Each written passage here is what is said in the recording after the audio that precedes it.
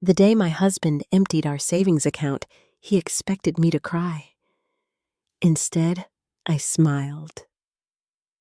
After 38 years of marriage, I knew Gregory Payne better than he thought. The moment I saw the notification that every dollar had been withdrawn from our joint account, I wasn't shocked. I wasn't angry. I wasn't even surprised. Because months earlier, I had already moved the real money. Gregory believed he had won. He believed he had finally taken everything we had built together, but as he celebrated his victory, he had no idea that his biggest mistake wasn't stealing from me. It was underestimating me. If you've ever been betrayed by someone you trusted, I'd love to hear your thoughts. Please like and subscribe if stories like this resonate with you. And before we continue, tell me where you're watching from and what time it is there right now. I always enjoy seeing how many people from different places connect through these stories. My name is Theresa Payne, and at 62 years old, I thought I knew exactly who my husband was. Looking back now, I realize that was my first mistake. When people hear stories like mine, they often assume there were obvious warning signs from the beginning. They imagine a marriage filled with constant fighting secrets and unhappiness. But that wasn't our story. At least it wasn't for a very long time. I met Gregory Payne when I was 23 years old. I was working as a junior accountant at a small manufacturing company outside Columbus, Ohio. Gregory was charming, confident, and funny. He worked for a transportation company and had a way of making everyone around him feel important. The first time we spoke, he made me laugh so hard that I spilled coffee all over my desk. I was embarrassed. He was delighted. That was Gregory back then. Life felt lighter around him. We dated for 2 years before getting married. Neither of us came from money. We rented a tiny apartment with thin walls and an unreliable heater. During our first winter together, we used blankets so often that we joked they were permanent pieces of furniture. We struggled. But we struggled together, and that's what made it beautiful. When Gregory lost his job during an economic downturn, I worked overtime. When I had surgery in my 30s, Gregory took care of everything at home. When our daughter Ashley was born, we spent years juggling bills, daycare expenses, and endless responsibilities. There were times when we barely had enough money left at the end of the month to enjoy dinner out. But somehow we always found a way. For decades, I believed we were partners, real partners. The kind of couple who survived because they trusted each other. I handled most of our finances because of my accounting background. Gregory preferred it that way. He often joked that numbers made his head hurt. Every paycheck was deposited. Every bill was paid.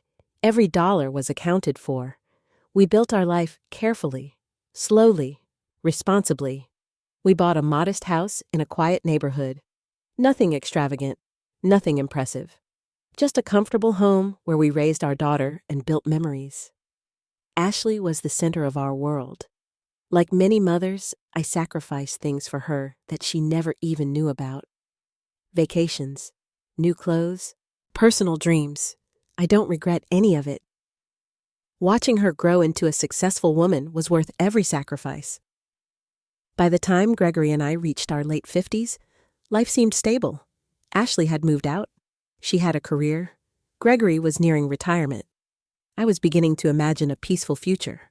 Weekend trips, lazy mornings, maybe even buying a small lake house someday. Nothing dramatic, nothing complicated. Just peace. But somewhere along the way, something changed. The change wasn't sudden.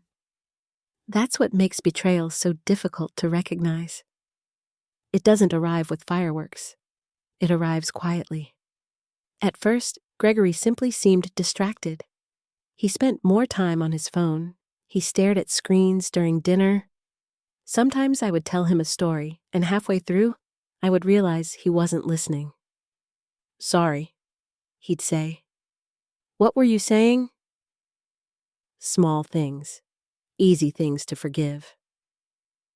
Then came the late evenings. Gregory started volunteering for projects at work. At least that's what he told me. Meetings ran longer, traffic became worse, unexpected business dinners became common. Again I believed him. Why wouldn't I?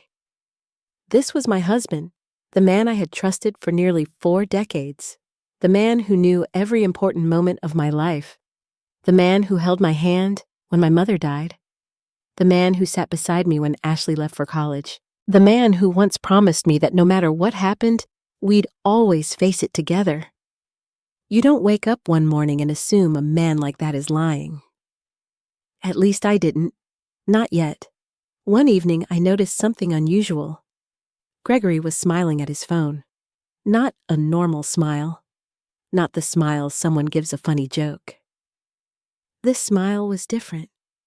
It looked younger somehow. Excited. Hopeful. Almost nervous. When he realized I was watching, he quickly locked the screen. A strange feeling settled in my stomach. I can't explain why.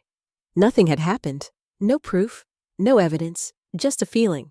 Women my age often learn to trust those feelings. They come from experience, from years of noticing things others miss. Still, I pushed the thought away. I told myself I was imagining things. I told myself that long marriages go through phases. I told myself that retirement stress was probably affecting him. I told myself many things. Most of them were wrong. A few weeks later, Ashley came to visit. We spent the afternoon together while Gregory watched television in the living room. At one point, Ashley looked toward her father and frowned. Dad seems different lately. The comment surprised me. I hadn't said anything to her. What do you mean? I asked. She shrugged. I don't know. He just seems distant. For a moment, I felt relieved. Maybe I wasn't imagining it. Maybe someone else noticed too. But then Ashley smiled. He's probably just getting older. I laughed and agreed. The conversation ended, yet her words stayed with me. Different. That was exactly the right word. Gregory wasn't angry. He wasn't cruel. He wasn't openly unhappy. He was simply becoming someone I didn't recognize, and that frightened me more than any argument could have. One Saturday morning, I woke up earlier than usual. The house was quiet. Sunlight filtered through the kitchen windows. I made coffee and sat alone at the table. Gregory eventually came downstairs. He looked tired, distracted, like his mind was somewhere else entirely. I asked if everything was okay. He immediately smiled, too quickly, almost rehearsed. Everything's fine. Then he kissed my forehead and changed the subject. That moment lasted less than 10 seconds, but years later, I can still remember it clearly, because it was the first time I truly felt a wall between us, not a disagreement, not a misunderstanding, a wall, invisible but real. And once I noticed it, I started seeing it everywhere. The way he guarded his phone, the way he avoided eye contact, the way he seemed impatient whenever I talked about the future, especially retirement, especially money, especially our plans. I didn't know it then, but Gregory was already making decisions that would change both of our lives. And while I was still fighting to save our marriage, he was quietly preparing for something else entirely. Something that would eventually lead him to empty our savings account. Something that would force me to protect myself. Something that would reveal the truth about the man I had loved for 38 years. I just didn't know it yet. Once I started noticing the changes in Gregory, I couldn't stop seeing them. It was as if someone had adjusted the focus on a camera lens. Details that once seemed harmless suddenly stood out with uncomfortable clarity. The first thing I noticed was his phone. For most of our marriage, Gregory treated his phone like any other object. He would leave it on the kitchen counter, on the coffee table, even on the bathroom sink. Then, almost overnight, it became an extension of his body. He carried it everywhere. If he walked into another room, the phone went with him. If he stepped outside to take out the trash, the phone went with him. Even when he showered, he left it close enough to hear notifications. At first, I told myself it wasn't unusual. Everyone seemed attached to their phones these days. But then, the passwords changed.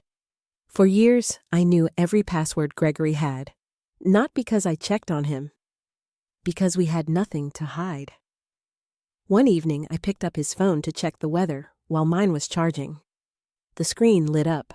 A password request appeared. I stared at it. That had never happened before? When Gregory walked into the room, I casually asked about it. "Oh," he said quickly. "Work recommended stronger security." The explanation sounded reasonable, but something about his reaction wasn't. He looked nervous. Not guilty. Not yet. Just nervous, as though he had expected the question, as though he had rehearsed the answer. A few days later, another small incident occurred. I was folding laundry in our bedroom when Gregory's phone buzzed on the dresser. The screen briefly lit up. I wasn't trying to snoop. In fact, I almost looked away. But one thing caught my attention. A name. Not a man's name, not a coworker's name I recognized. Just a first name, Vanessa. The message disappeared before I could read more. My stomach tightened. When Gregory returned to the room, he immediately checked the phone. Then he smiled. That same smile I had noticed weeks earlier. The younger smile. The excited smile. The smile that no longer seemed to belong to me. I said nothing, not because I wasn't concerned, because I wasn't ready to hear whatever explanation he would offer. Deep down, I think I already knew the answer. I just wasn't prepared to face it. Over the next month, Gregory's schedule became increasingly strange. He started working late multiple times each week. Business dinners appeared on the calendar with unusual frequency. Weekend meetings suddenly became necessary. The excuses were endless, and unfortunately they were also believable, at least on the surface. After all, Gregory had spent decades building a reputation as a responsible man. One lie hidden among 1,000 truths is difficult to spot. One Friday evening he called and said he would be home late. A transportation issue at work. A driver problem. Nothing unusual. I accepted the explanation. Around 9 o'clock that night, I decided to order takeout.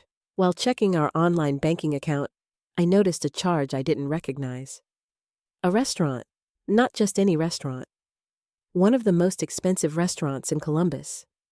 The charge was over $200 for 2 people. My first thought was simple. Maybe it was a business dinner. But something felt off. Gregory rarely spent that much money, even when entertaining clients. When he got home, I casually asked about his evening. "How was the transportation issue?" The question left my mouth before I could stop myself. For the briefest moment, Gregory froze. Not visibly enough for most people to notice, but I noticed. Then he laughed. "Stressful." He launched into a detailed story involving schedules, drivers, and mechanical issues. The story sounded convincing, except for one thing. Nothing in his explanation required a luxury restaurant. I didn't challenge him. I simply listened. That night, while he slept beside me, I stared at the ceiling. For the first time in 38 years, I wondered whether my husband was lying to me. The thought felt almost impossible, like questioning gravity, like questioning sunlight, like questioning your own reflection. Yet once the question appeared, it refused to leave. The next morning, I began paying closer attention, not spying, observing. There is a difference. I wasn't trying to catch Gregory doing something wrong. I was trying to understand why everything felt wrong. Over the following weeks, more unusual expenses appeared. Hotel charges, restaurant charges, gas purchases in locations that didn't match his explanations. Nothing individually alarming, but together they formed a pattern. And patterns are difficult for accountants to ignore. One afternoon, I opened a notebook and began writing things down. Dates, expenses, explanations, locations. The notebook wasn't evidence, not yet. It was simply a way to organize my thoughts. a way to determine whether my concerns were real or imagined. Unfortunately, the more information I gathered, the worse I felt. The stories didn't match. The timelines didn't match. The expenses didn't match. And most importantly, Gregory himself didn't match. The man sitting across from me at dinner wasn't behaving like the husband I had known for decades. He seemed distracted, impatient, sometimes irritated for no reason. When I spoke about retirement plans, he changed the subject. When I mentioned future vacations, he barely responded. When I suggested spending more time together, he suddenly became busy. One evening, I finally asked him directly, "Are you happy?" The question surprised him. "I think so." I studied his face. "You think so?" He laughed awkwardly. "Of course I'm happy." But his eyes didn't match his words. And for the first time, I realized something important. I wasn't the only one pretending. Gregory was pretending too. Pretending everything was normal. Pretending we were still the same couple. Pretending there wasn't a growing distance between us. The difference was that I didn't know why. He did. A few days later, I experienced the moment that truly changed everything. I was cleaning out old paperwork in my home office when I came across a recent credit card statement. Most of the charges were familiar. Groceries, utilities, home expenses. Then I noticed something unusual. A hotel reservation, 2 nights. A weekend Gregory had supposedly spent attending a transportation conference. The hotel wasn't near the conference center. In fact, it was nearly 40 miles away. I checked the conference website. The dates matched. The location didn't. My heart began pounding. Slowly, I sat back in my chair. For several minutes, I simply stared at the statement. I wasn't angry. Not yet. I was devastated.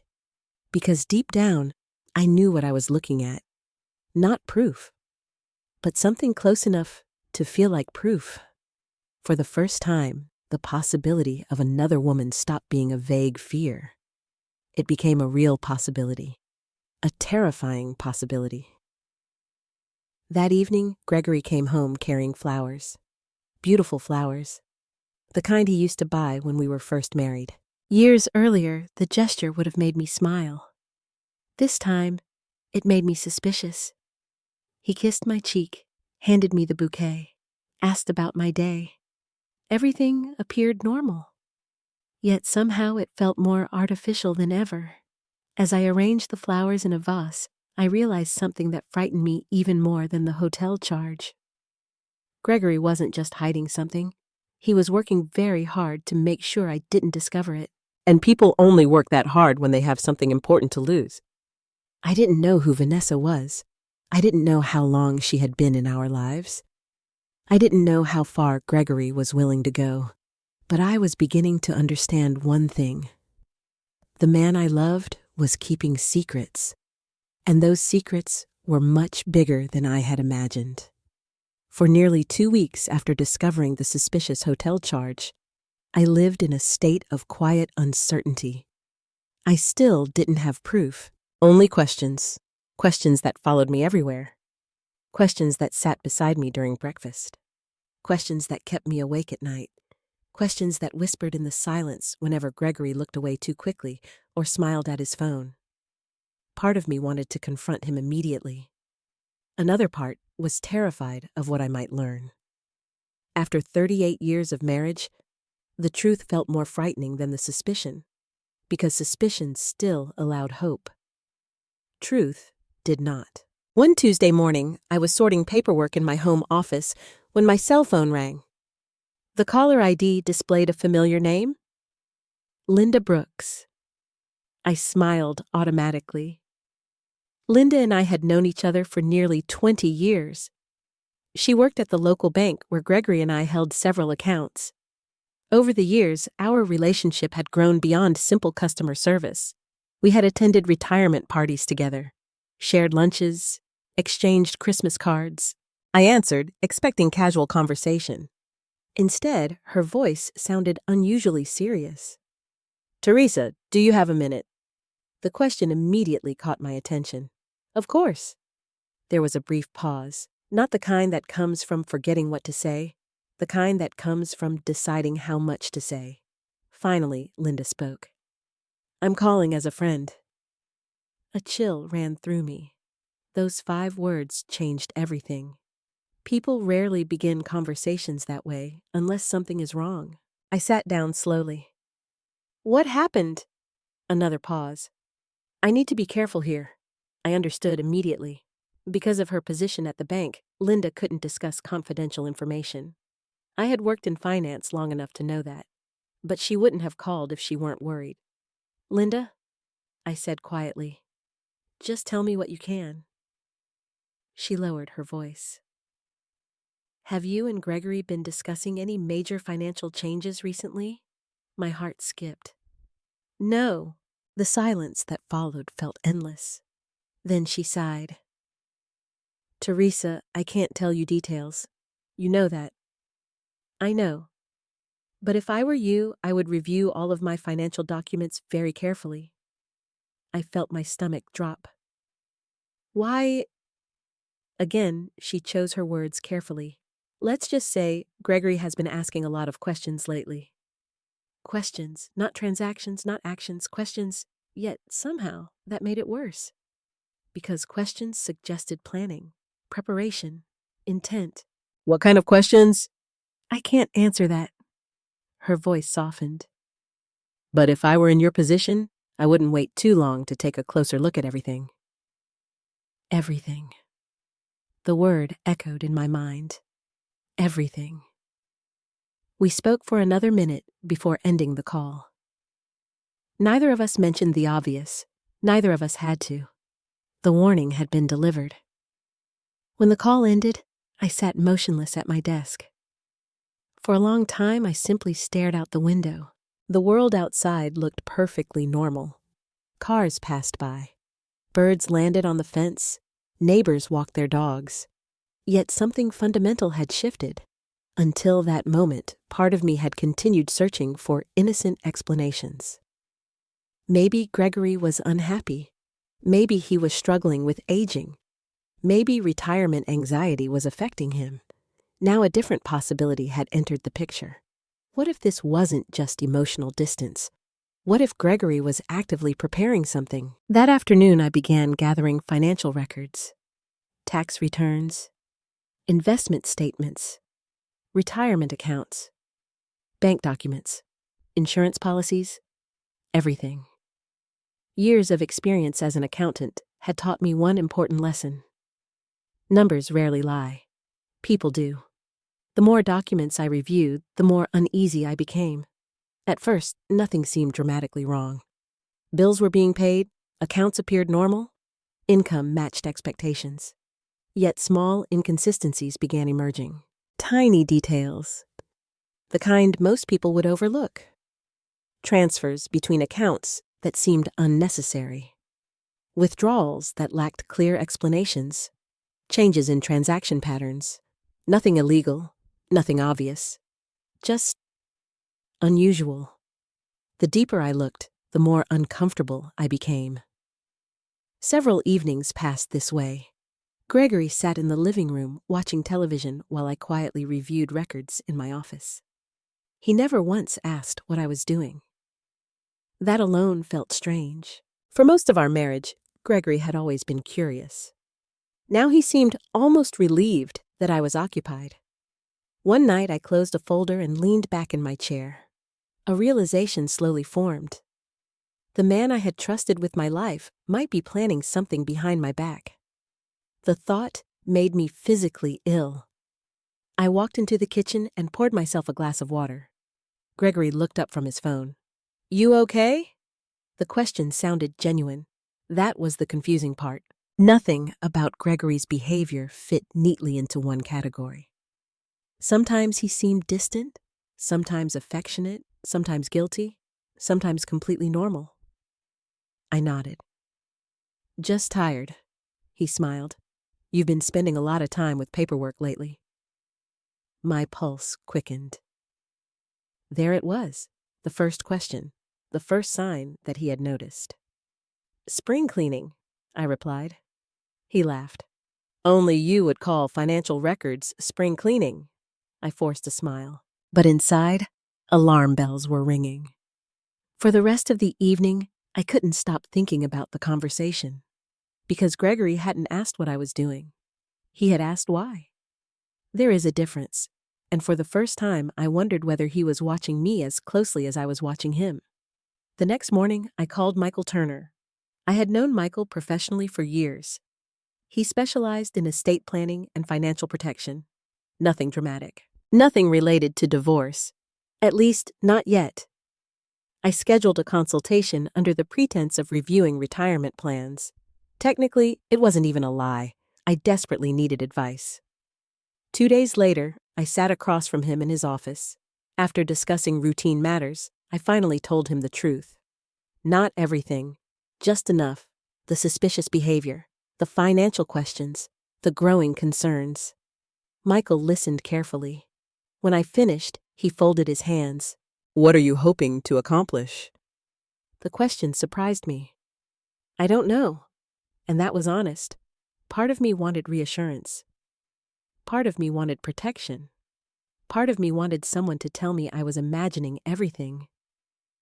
Instead, Michael asked another question. Do you trust your husband completely? The answer should have been easy. For 38 years it would have been. Now I couldn't say the words. That silence told him everything. He nodded slowly. Then you should prepare for every possibility. Every possibility. The phrase stayed with me long after I left his office. Because every possibility included outcomes I didn't want to consider. Infidelity, financial betrayal, divorce, the destruction of an entire life.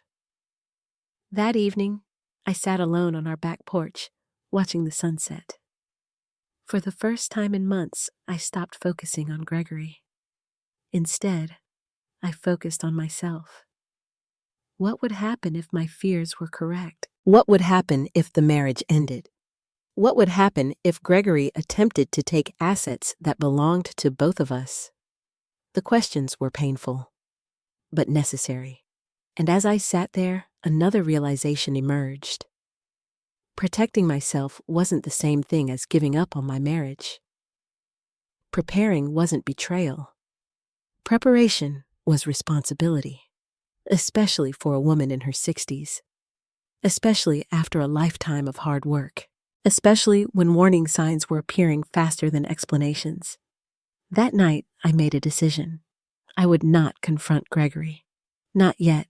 I would not accuse him. I would not reveal my concerns. Instead, I would quietly gather information, quietly protect myself, quietly prepare. Because if Gregory truly was planning something, the worst thing I could do was show him my hand too early. I still hoped I was wrong. I still hoped there was an explanation. But deep down, something was telling me the truth. And that truth was becoming harder to ignore with each passing day. I didn't know it then, but Linda's phone call would end up saving me hundreds of thousands of dollars. Because Gregory wasn't just asking questions. He was making plans. And before long, those plans would force me to make some of my own. The strange thing about preparing for betrayal is that you never feel completely certain you're doing the right thing. Every step feels disloyal. Every precaution feels like an accusation, even when the evidence is piling up in front of you. For several days after meeting with Michael Turner, I struggled with guilt. I wasn't hiding money. I wasn't planning revenge. I wasn't even planning a divorce. I was simply trying to understand my options. Yet after nearly 4 decades of marriage, taking steps to protect myself felt unnatural, as though I were somehow betraying the vows I had spent most of my life honoring. But there was one important fact I couldn't ignore. Not all of our money belonged equally to Gregory and me, and that distinction would soon become critical. 3 years before my mother passed away, she had invited me over for lunch. At the time, I thought it was just another visit. Instead, it became one of the most important conversations of my life. My mother had always been practical. She wasn't wealthy, she wasn't flashy, but she understood the value of preparation. After dessert, she handed me a folder. Inside were financial documents I had never seen before. Savings accounts, certificates of deposit, investment records. I remember staring at them in surprise. "Mom, what is all this?" She smiled. "Something I've been building quietly for years." I was stunned. My mother had never spoken much about money, not because she was secretive, because she believed actions mattered more than appearances. When she eventually passed away, the inheritance wasn't enormous by corporate standards, but it was significant. Nearly $200,000. Money she had spent decades protecting. Money she intended specifically for me. Not for Gregory. Not for anyone else. For me. At the time, Gregory encouraged me to keep it separate. Ironically, it was his idea. "I don't think your mother would want that mixed into everything else," he had said. Back then, I interpreted the comment as respect. Maybe it was. Maybe at one point, he genuinely meant it. Whatever the reason, I followed his advice. The inheritance remained in an account under my name. Over the years, I invested carefully. Nothing risky, nothing dramatic. Mutual funds, conservative investments, retirement-focused growth. As someone with an accounting background, I understood the power of patience. Money doesn't need miracles. It needs time. And time had been kind to those investments, very kind. By the time I turned 62, that inheritance had grown far beyond its original value. Not enough to make headlines, but enough to provide security, enough to change my future, enough to matter. The important thing was this: Gregory knew the inheritance existed, but he had no idea how much it had grown. He never asked. And over the years, I stopped volunteering details. Not because I was hiding anything, simply because he showed no interest. His focus remained on our joint finances, our home, our shared retirement plans. The inheritance became almost invisible, which, as it turned out, was fortunate. The week after my meeting with Michael, I returned to his office. This time, the conversation was more specific. I explained the inheritance, the investments, the concerns I had regarding Gregory's recent behavior. Michael listened carefully. Then he reviewed the documents. After nearly an hour, he leaned back in his chair. "Theresa, legally speaking, you've done a good job keeping these assets separate." The statement immediately relieved me. Meaning they have remained clearly identifiable as your individual property. I nodded. That was intentional. Over the years, I had resisted the temptation to merge everything together, mostly because my mother had specifically asked me not to. Now that decision seemed wiser than ever. Michael continued, "If you're worried about future financial complications, now is the time to review everything."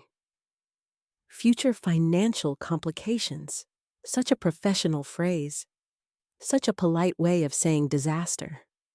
When I left his office, I sat in my car for nearly 20 minutes, thinking, reflecting, trying to process the reality of what was happening. Because for the first time, that I had begun preparing for a future that might not include Gregory. The thought broke my heart. Even now, it's difficult to explain. People assume betrayal automatically destroys love.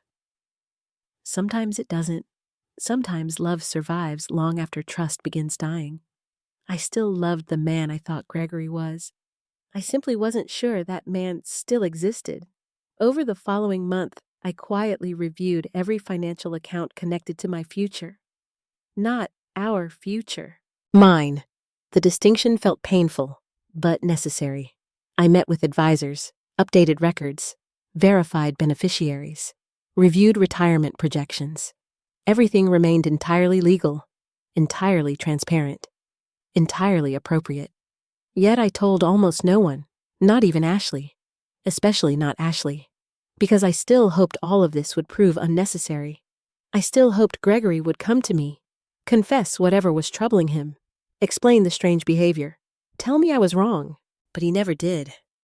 Instead, the distance continued growing. One evening I sat across from him at dinner. The television hummed softly in the background. We ate mostly in silence. Finally, I asked about retirement. Again. What do you want to do after you stop working? He barely looked up. I don't know. That answer shocked me. For years, Gregory had talked about retirement constantly. Fishing trips, travel, golf, road trips across the country. Now, he seemed completely uninterested. Or perhaps those dreams no longer included me. The possibility hurt more than I wanted to admit.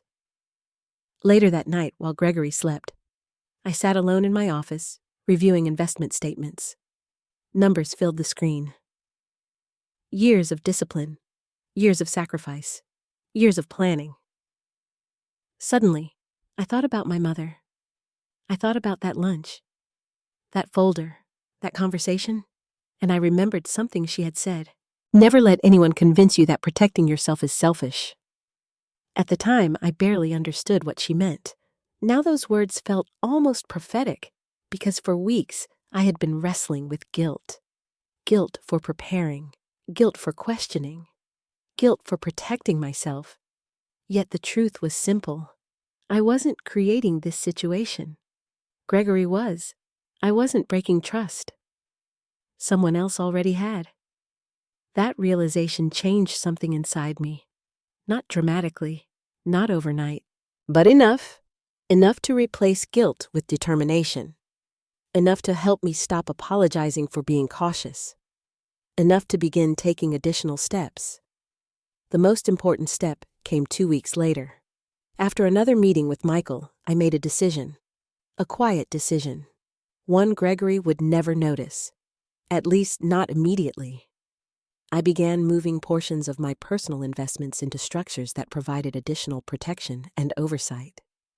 Everything remained fully documented, fully legal, fully traceable, but significantly safer. If future problems emerged, those assets would no longer be vulnerable to confusion or manipulation. As I signed the paperwork, I felt something unexpected. Peace. Not happiness. Certainly not victory. Just peace. For the first time in months, I felt prepared. Whatever Gregory was planning, I would not be caught off guard. Whatever secrets existed, I would survive them. And whatever happened next, my mother's legacy would remain protected. What I didn't know was that events were already moving faster than I realized. Much faster. Because while I was quietly securing my future, Gregory was becoming increasingly reckless. And somewhere outside our marriage, another woman was beginning to play a much larger role than I had imagined. A woman named Vanessa. A woman whose existence would soon transform suspicion into certainty. For months, Vanessa had been nothing more than a name, a single word flashing briefly across a phone screen. A mystery, a possibility, a fear. But after everything I had discovered, I could no longer ignore that name. I needed answers. Not because I wanted revenge, because I needed the truth. The problem was that truth can be surprisingly difficult to find when someone is determined to hide it. By this point, Gregory had become extremely careful. His phone never left his side. Receipts disappeared. Schedules remained vague. Explanations were prepared in advance. If there was another woman, he wasn't making it easy to prove. One evening, after another late return from work, I sat alone in my office, staring at my notebook. The pages were filled with dates, expenses, and observations, patterns, questions, concerns. Yet, I still lacked certainty. That uncertainty was exhausting. I wasn't sleeping well. I wasn't concentrating. I was living in a constant state of anticipation, waiting for the next clue. waiting for the next inconsistency, waiting for the next lie. Finally, I reached a point where I could no longer tolerate the uncertainty. The following week, I made a decision I never imagined making. I hired a private investigator. Even now, saying those words feels surreal. Private investigators belonged in movies, not in my life. Not in the life of a 62-year-old accountant who had spent decades believing her marriage was secure. But reality had changed, and I needed facts. The investigator's name was Robert Kane, a former police detective with nearly 30 years of experience. Michael Turner recommended him.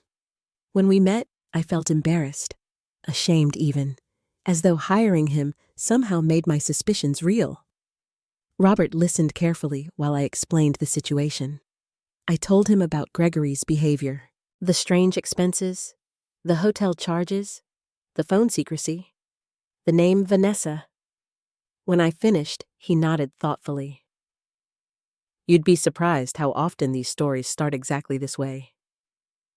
The comment didn't comfort me. If anything, it made me feel worse.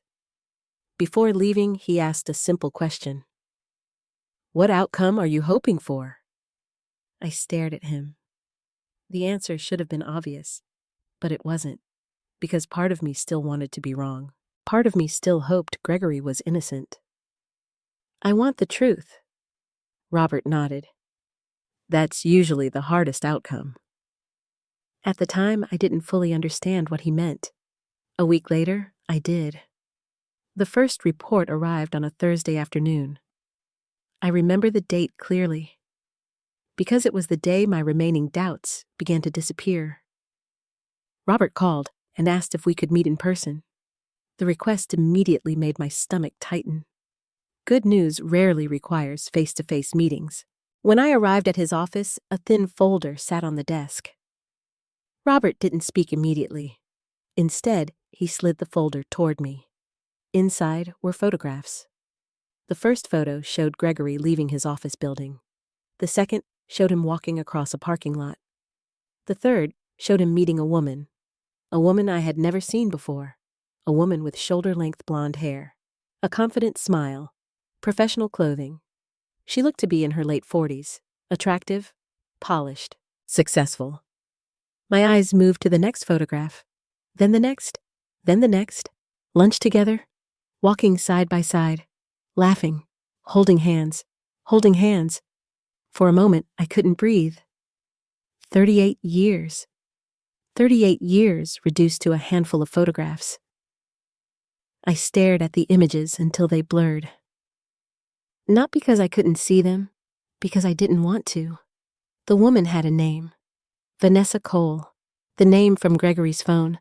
The name from my nightmares. Now she had a face. A real face. A real smile.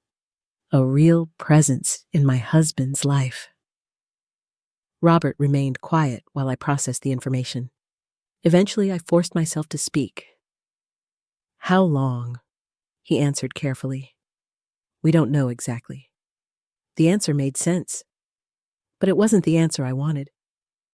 I wanted certainty, a date, a beginning, a moment where everything changed. Instead, all I had was evidence that it had already happened.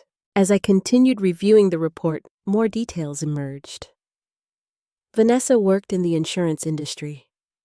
She lived approximately 40 minutes from our home. She and Gregory met regularly, not occasionally, regularly.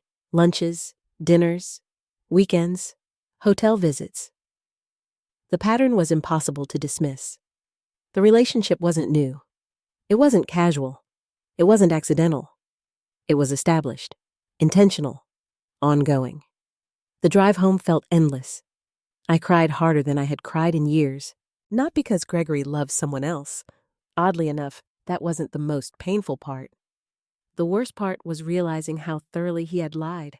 Every dinner, every excuse, every meeting, every explanation, all carefully constructed, all delivered while looking directly into my eyes. That level of deception changes something inside you. It forces you to question memories, Conversations, moments, entire years. By the time I reached home, Gregory was already there. Watching television, relaxed, comfortable, as though nothing in the world was wrong. He smiled when I walked through the door. "How was your day?" The question nearly broke me, because for a split second I saw the man I used to love. Then I remembered the photographs, the lies, the betrayal, and the image disappeared. "It was fine," I replied. The lie tasted bitter, but I wasn't ready to confront him. Not yet. That night after Gregory went to sleep, I opened the investigation report again. This time, I read every page carefully. Near the end, I found information that shocked me even more than the affair itself. According to observations and recorded conversations, Gregory wasn't simply having a relationship with Vanessa. He was making promises, big promises, dangerous promises, promises involving money. One report included notes from a conversation overheard at a restaurant. Gregory had been talking about retirement, a new beginning, a future together, a future funded by substantial financial resources. The words made my blood run cold, because I recognized exactly what he was describing. Our savings, our investments, our retirement, the life we had spent decades building. Gregory wasn't just betraying me emotionally. He was planning to use our shared future to finance a completely different one, with someone else. Suddenly, Linda's warning made even more sense. The questions at the bank, the unusual financial interest, the strange behavior. The pieces were beginning to fit together, and the picture was ugly, very ugly. Over the next several days, additional information arrived. More photographs, more meetings, more evidence. The affair was undeniable, yet one detail stood out above all others. Vanessa appeared completely convinced. She genuinely believed Gregory. She believed he was preparing for a new life. She believed financial security was waiting. She believed he was nearly free. The realization created an unexpected emotion. Not sympathy, not exactly, but something close. Because Gregory wasn't only deceiving me, he was deceiving her too. No matter what promises he had made, he did not control the assets he believed he controlled. He did not own the future he was selling, and he certainly didn't understand how much I had already protected. For the first time since this nightmare began, I felt something new. Not hope, not happiness. Control. Quiet control. Because while Gregory was busy building fantasies with Vanessa, I was quietly building defenses. He thought he was several moves ahead. In reality, he was walking toward a trap he couldn't even see. And soon, he was going to make the biggest mistake of all. The mistake that would finally expose his true intentions. The mistake that would lead him to empty our savings account. And when that day arrived, he would discover something he never expected. I wasn't the helpless wife he thought he had left behind. The day Gregory emptied our savings account began like any other Tuesday. There was nothing dramatic about the morning. No arguments, no warning, no sense that the next few hours would permanently change the course of our lives. In fact, Gregory seemed unusually cheerful. He drank his coffee while reading the news on his tablet. He even made a joke about the weather. For a brief moment, watching him across the kitchen table, I almost forgot everything. The photographs, the affair, the lies, the secret meetings with Vanessa. Almost. Then his phone vibrated. He glanced at the screen, and that familiar smile appeared again. The smile that no longer belonged to me. By 10 o'clock, Gregory had left for work. I spent the morning organizing documents in my office. Over the previous months, my life had become strangely divided. One half was my normal existence, cooking meals, calling Ashley, running errands, maintaining appearances. The other half existed in silence. Lawyers, financial reviews, evidence, protection, preparation. I never imagined I would become someone who needed folders full of proof against her own husband. Yet there I was. At 11:23 in the morning, my phone buzzed. A banking notification. Normally, I ignored those alerts. This one caught my attention immediately. The subject line mentioned a large transaction. My heart began racing. I opened the notification. For several seconds, I simply stared. The balance displayed on the screen looked wrong. Very wrong. Then reality hit me. The joint savings account. The account Gregory believed contained our future. The account he monitored constantly. The account connected to years of shared savings. It had been emptied, not reduced, not partially withdrawn, emptied. The amount transferred was nearly every dollar remaining in the account. I remember sitting completely still. No panic, no tears, just stillness. Because the moment I saw the number, I understood exactly what had happened. Gregory had finally acted. Months of preparation. Months of secrecy. Months of deception. And now, he had made his move. Oddly enough, my first emotion wasn't anger. It was disappointment. Even after everything I had discovered, some small part of me had continued hoping he would stop. That he would come to his senses. That he would remember the life we had built together. Instead, he had chosen this. Chosen her. Chosen money. Chosen betrayal. I closed my eyes and took a deep breath. Then I did something Gregory never would have expected. I smiled, not because I was happy, because I was prepared. The account he emptied was not the account holding my future. Months earlier, after Linda's warning and Michael's advice, I had taken every legal step necessary to protect the assets that truly mattered. The inheritance from my mother, the investments, the retirement funds under my control, the resources Gregory assumed would someday become available to him. Those assets remained exactly where they were supposed to be. Safe, protected, untouchable. Gregory had taken money, but not the money he thought he was taking. I immediately called Michael. He answered on the second ring. "Theresa." "It happened." A brief silence followed. Then his voice became serious. "The transfer?" "Yes." "How much?" I told him. He sighed, not with surprise, more with confirmation. The thing we had been preparing for had finally arrived. "What do you want to do?" I looked out the office window. For months, I had been asking myself that question. Now the answer felt clear. "I'm done waiting." Another pause. Then Michael spoke quietly. "Okay." For the next hour, we reviewed the situation. Every detail, every account, every document, every next step. Because what Gregory didn't realize was that his decision created consequences. Legal consequences, financial consequences, personal consequences. And for the first time, I was prepared to stop protecting him from those consequences. Around 3 o'clock, Gregory called. His voice sounded almost excited. That alone told me everything. People often imagine guilt after betrayal. In reality, some people experience something very different. Relief. Gregory sounded relieved, as though a burden had finally been lifted, as though he had crossed a finish line. "Hey," he said casually. "Hi." "Everything okay?" The question was absurd, yet somehow predictable. He wanted to know whether I had seen the transaction, whether I had noticed, whether I was upset. I decided to give him nothing. "Fine. Just fine."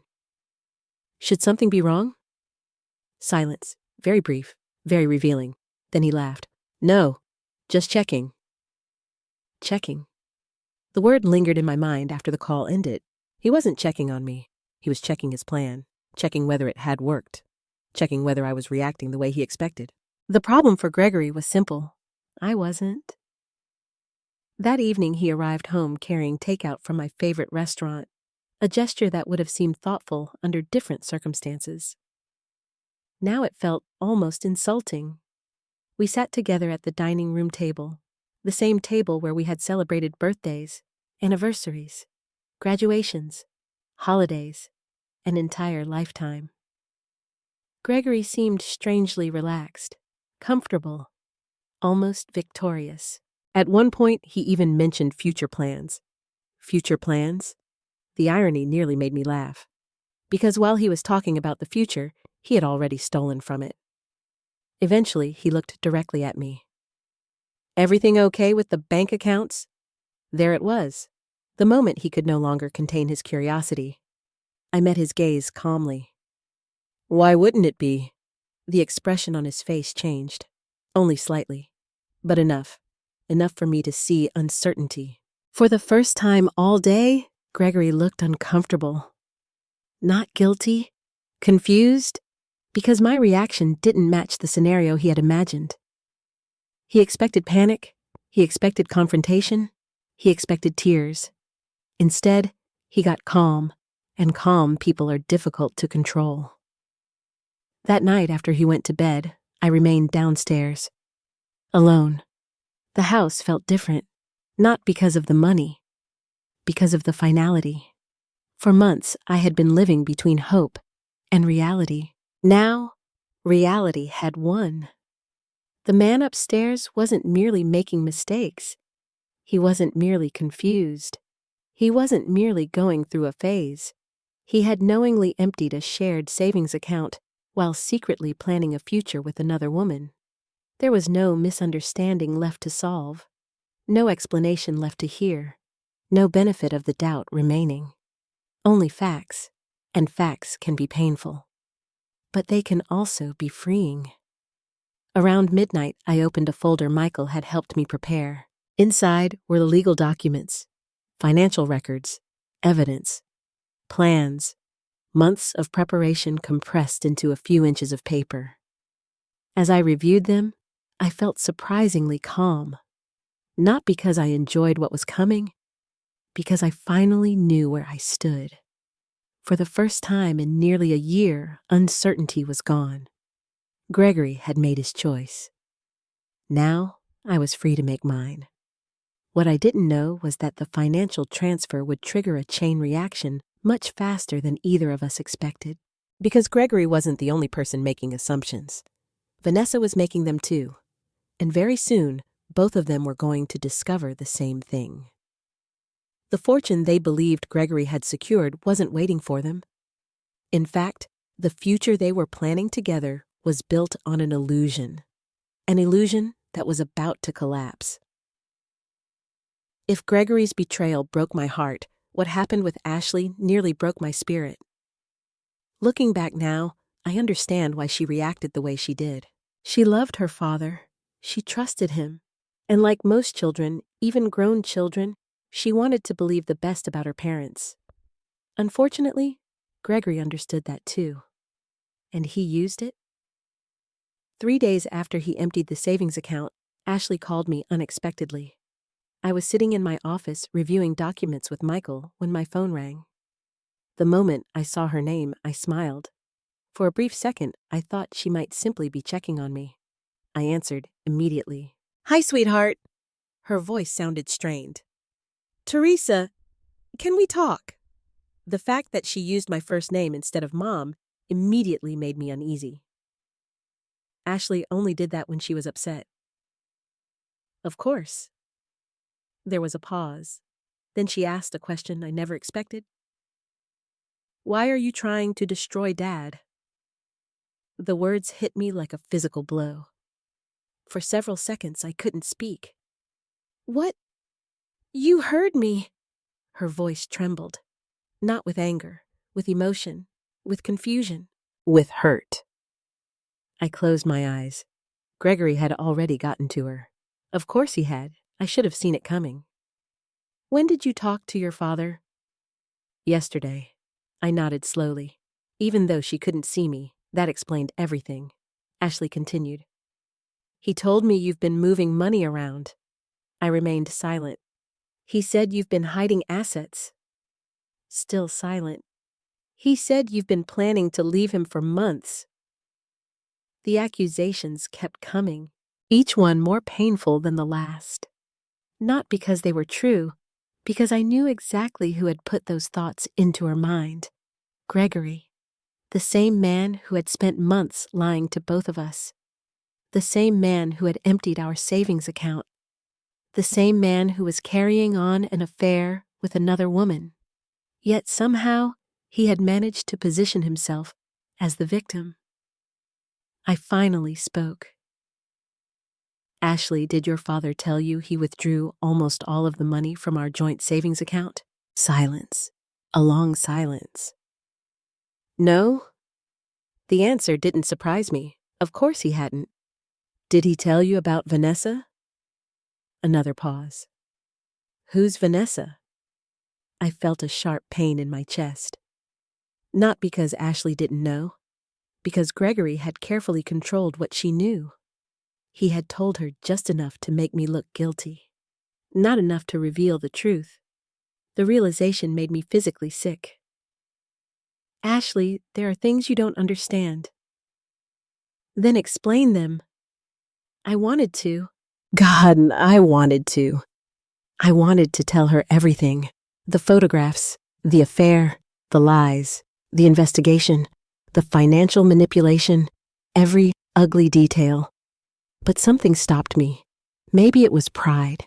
Maybe it was instinct. Or maybe it was the simple realization that if I dumped everything on her now, she would believe I was attacking her father. People rarely accept difficult truths when they're emotionally unprepared to hear them, especially truths about someone they love. I can't explain everything right now. The words sounded weak even to me. Ashley sighed heavily. That's what I thought. The disappointment in her voice hurt more than any accusation. Then she ended the call. Just like that. I sat staring at the screen long after the conversation ended. Michael quietly closed the folder in front of him. You okay? I laughed. Not because anything was funny, because crying would have been easier. My husband stealing money was bad. I looked toward the window. But losing my daughter too. The sentence broke apart before I could finish it. Michael remained silent. Sometimes silence is kinder than advice. The following week was one of the loneliest periods of my life. Ashley stopped calling, stopped texting, stopped responding to most of my messages.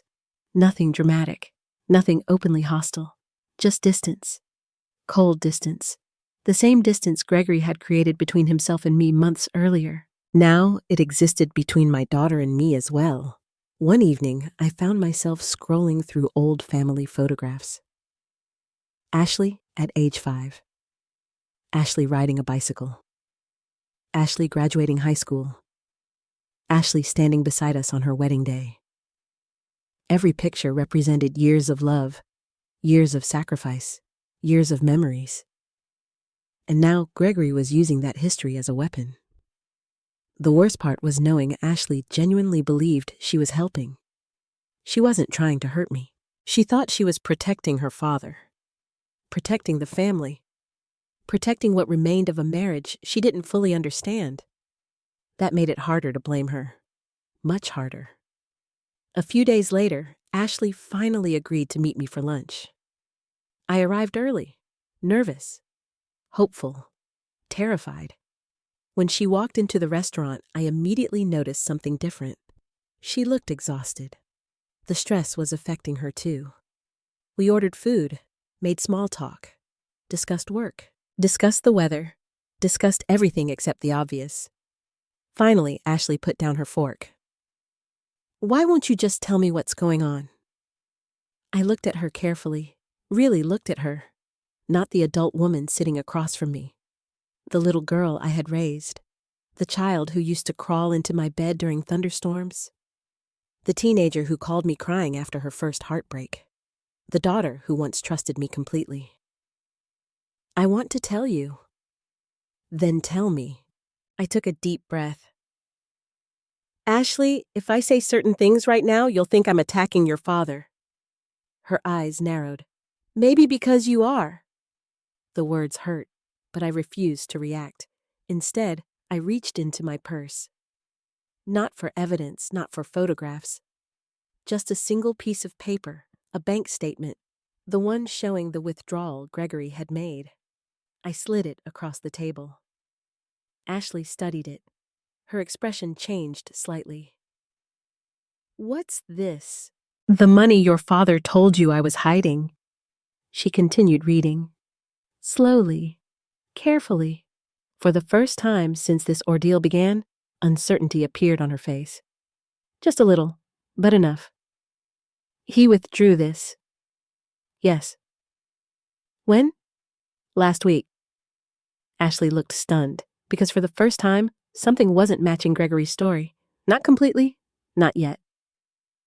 But enough to create doubt. I could see the conflict forming behind her eyes. Love for her father, trust in his words, confusion over the facts. It wasn't enough to change her mind, but it was enough to make her think. And sometimes thinking is the beginning of truth. When lunch ended, Ashley hugged me. The hug felt different than before, less certain, more complicated, but it was still a hug. And at that moment, I was grateful for even that small victory. As I watched her leave the restaurant, I realized something important.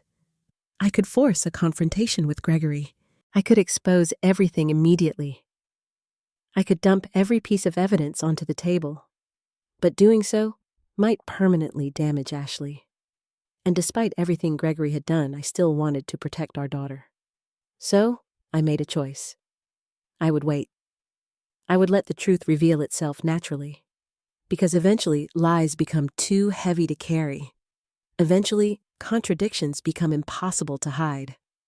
Eventually, reality catches up. And when it did, Ashley would see exactly who had been telling the truth all along. What I didn't know was that day was approaching much faster than anyone expected. Because Gregory's confidence was growing. And confident people often make careless mistakes. Very careless mistakes. If there is one thing I've learned about dishonest people, it's this. They often mistake silence for weakness. Gregory certainly did. After emptying the savings account, he expected chaos. He expected confrontation. He expected me to panic. Instead, I remained calm. And that calmness made him dangerously overconfident. Over the next few weeks, Gregory began behaving like a man who believed he had already won. He spent more time away from home. He stopped making excuses for his absences. Sometimes he wouldn't return until after midnight. Other nights, he wouldn't come home at all. When I asked where he had been, he barely bothered to invent explanations. The secrecy was gone. In its place stood arrogance. He genuinely believed there was nothing I could do. Unfortunately for Gregory, confidence has a way of making people careless. And careless people leave evidence. Lots of evidence. Around that time, Michael officially began preparing the financial discovery process connected to our separation. Although divorce papers had not yet been finalized, legal procedures were already moving forward. For the first time, Gregory would be required to provide documentation. Real documentation. Not stories, not excuses, not carefully crafted lies. Facts. I remember the day Michael called with the first significant update. His voice sounded unusually serious. "Theresa, I think we found something." My stomach tightened. "What is it?" "Several transactions." I immediately reached for a notebook. "What kind of transactions?" Michael paused. The kind Gregory probably hoped nobody would notice. An hour later, I sat across from him in his office, reviewing the records. The documents revealed a pattern. Not one suspicious transaction. Not two. Many. Over many months. Money had been moving in ways that didn't make sense. Small transfers, repeated withdrawals, unusual payments. Individually, they seemed insignificant. Together, they painted a troubling picture. "What am I looking at?" I asked. Michael tapped a section of the report. "Potential concealment." The words landed heavily. I stared at the page. Gregory hadn't simply been lying about where he spent his time, he appeared to have been hiding financial activity as well. The realization was deeply disturbing. Not because of the money, because it showed planning, intent, preparation. This wasn't a sudden emotional mistake. This was a strategy, a long-term strategy. The more records we reviewed, the worse it became. Several transactions connected directly to accounts I had never seen before.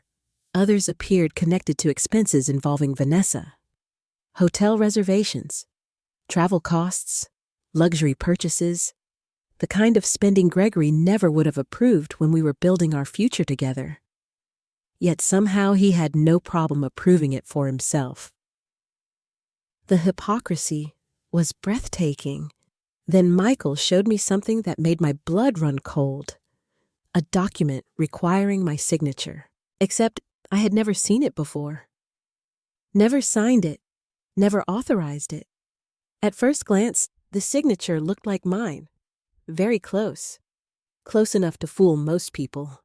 But I knew immediately it wasn't genuine. I had spent decades signing financial documents. I recognized my own handwriting. This wasn't it.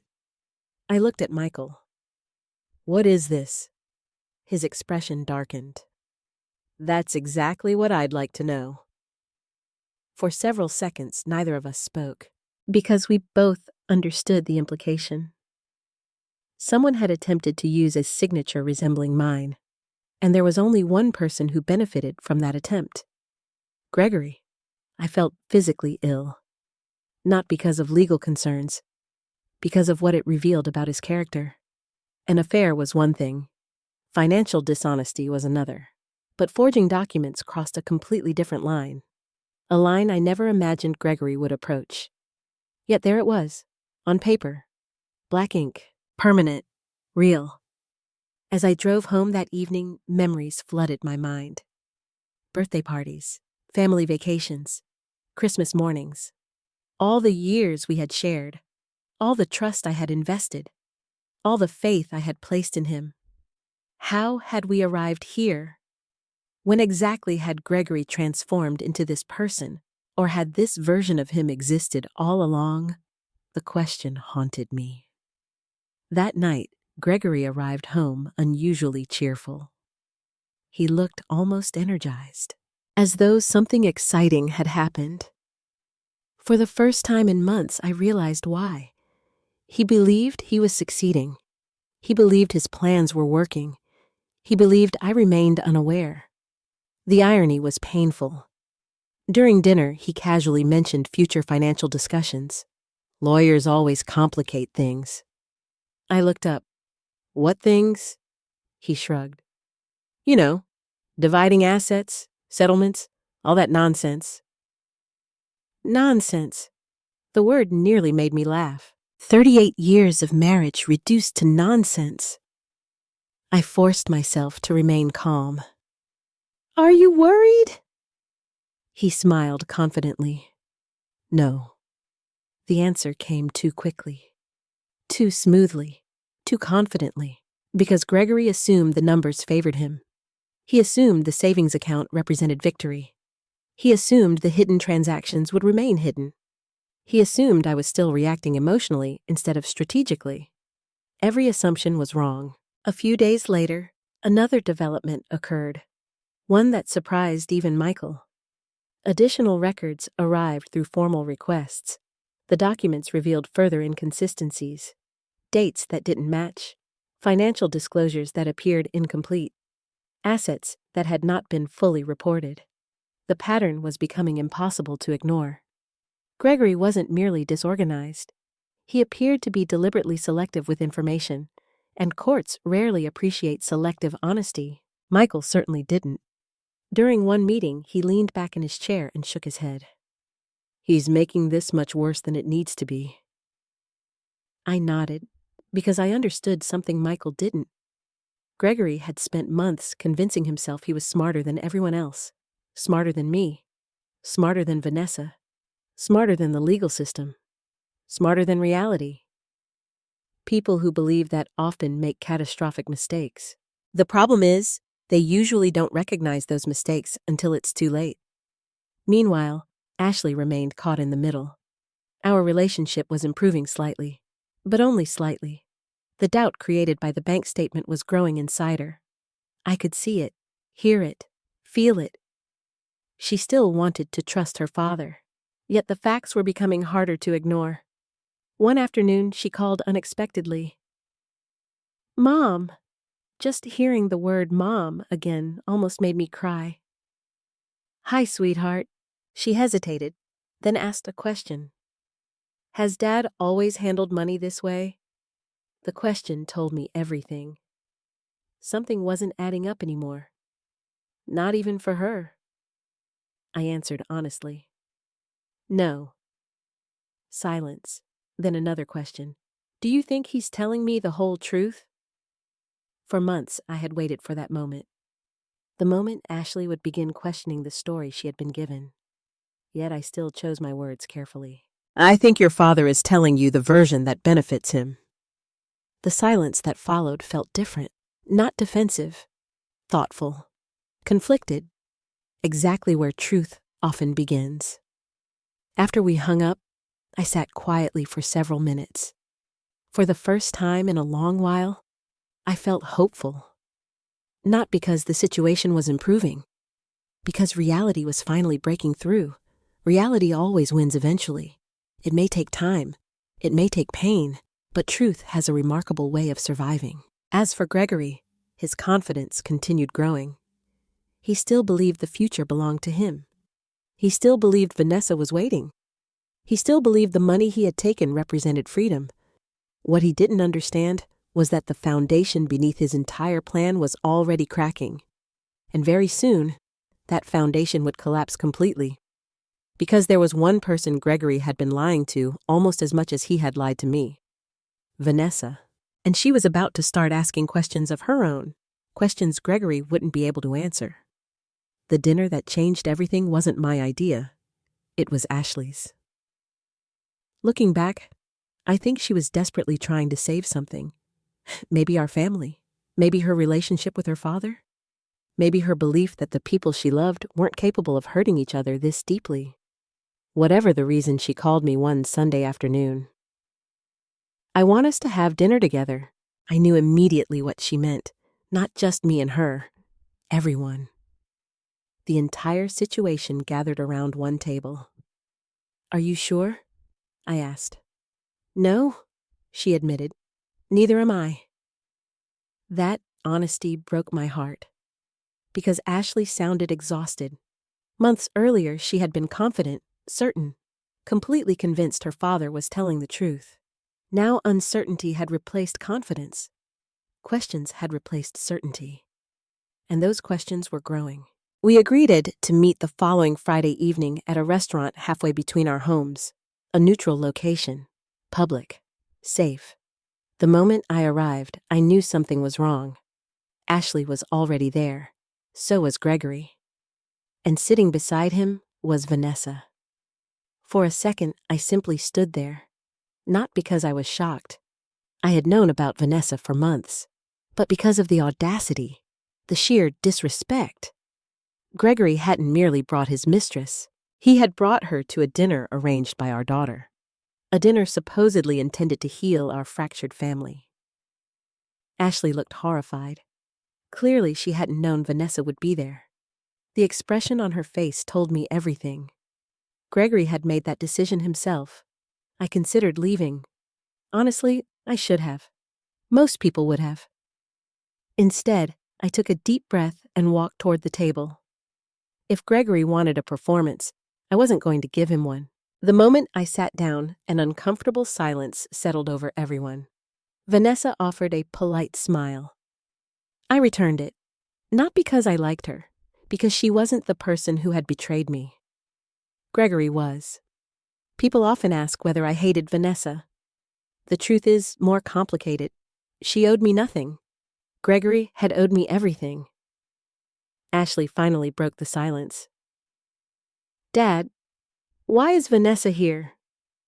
Gregory leaned back confidently. "As part of my life, she deserves honesty too." The statement was astonishing.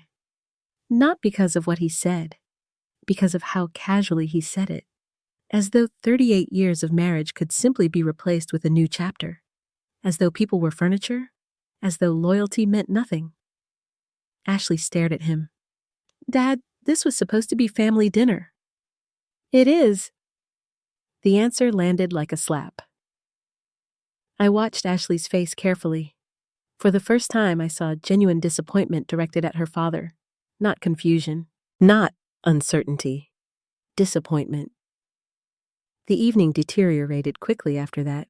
Conversation became strained, forced, awkward. Vanessa remained mostly quiet. Gregory, however, seemed unusually confident, almost arrogant, as though he believed he had already won. Eventually, he turned toward me. "You know, Theresa, all of this could have been handled differently." I nearly laughed. Differently? The man who had emptied our savings account? The man having an affair? The man hiding assets? The man who had spent months lying? And somehow, he was criticizing my behavior. I folded my hands calmly. "How so?"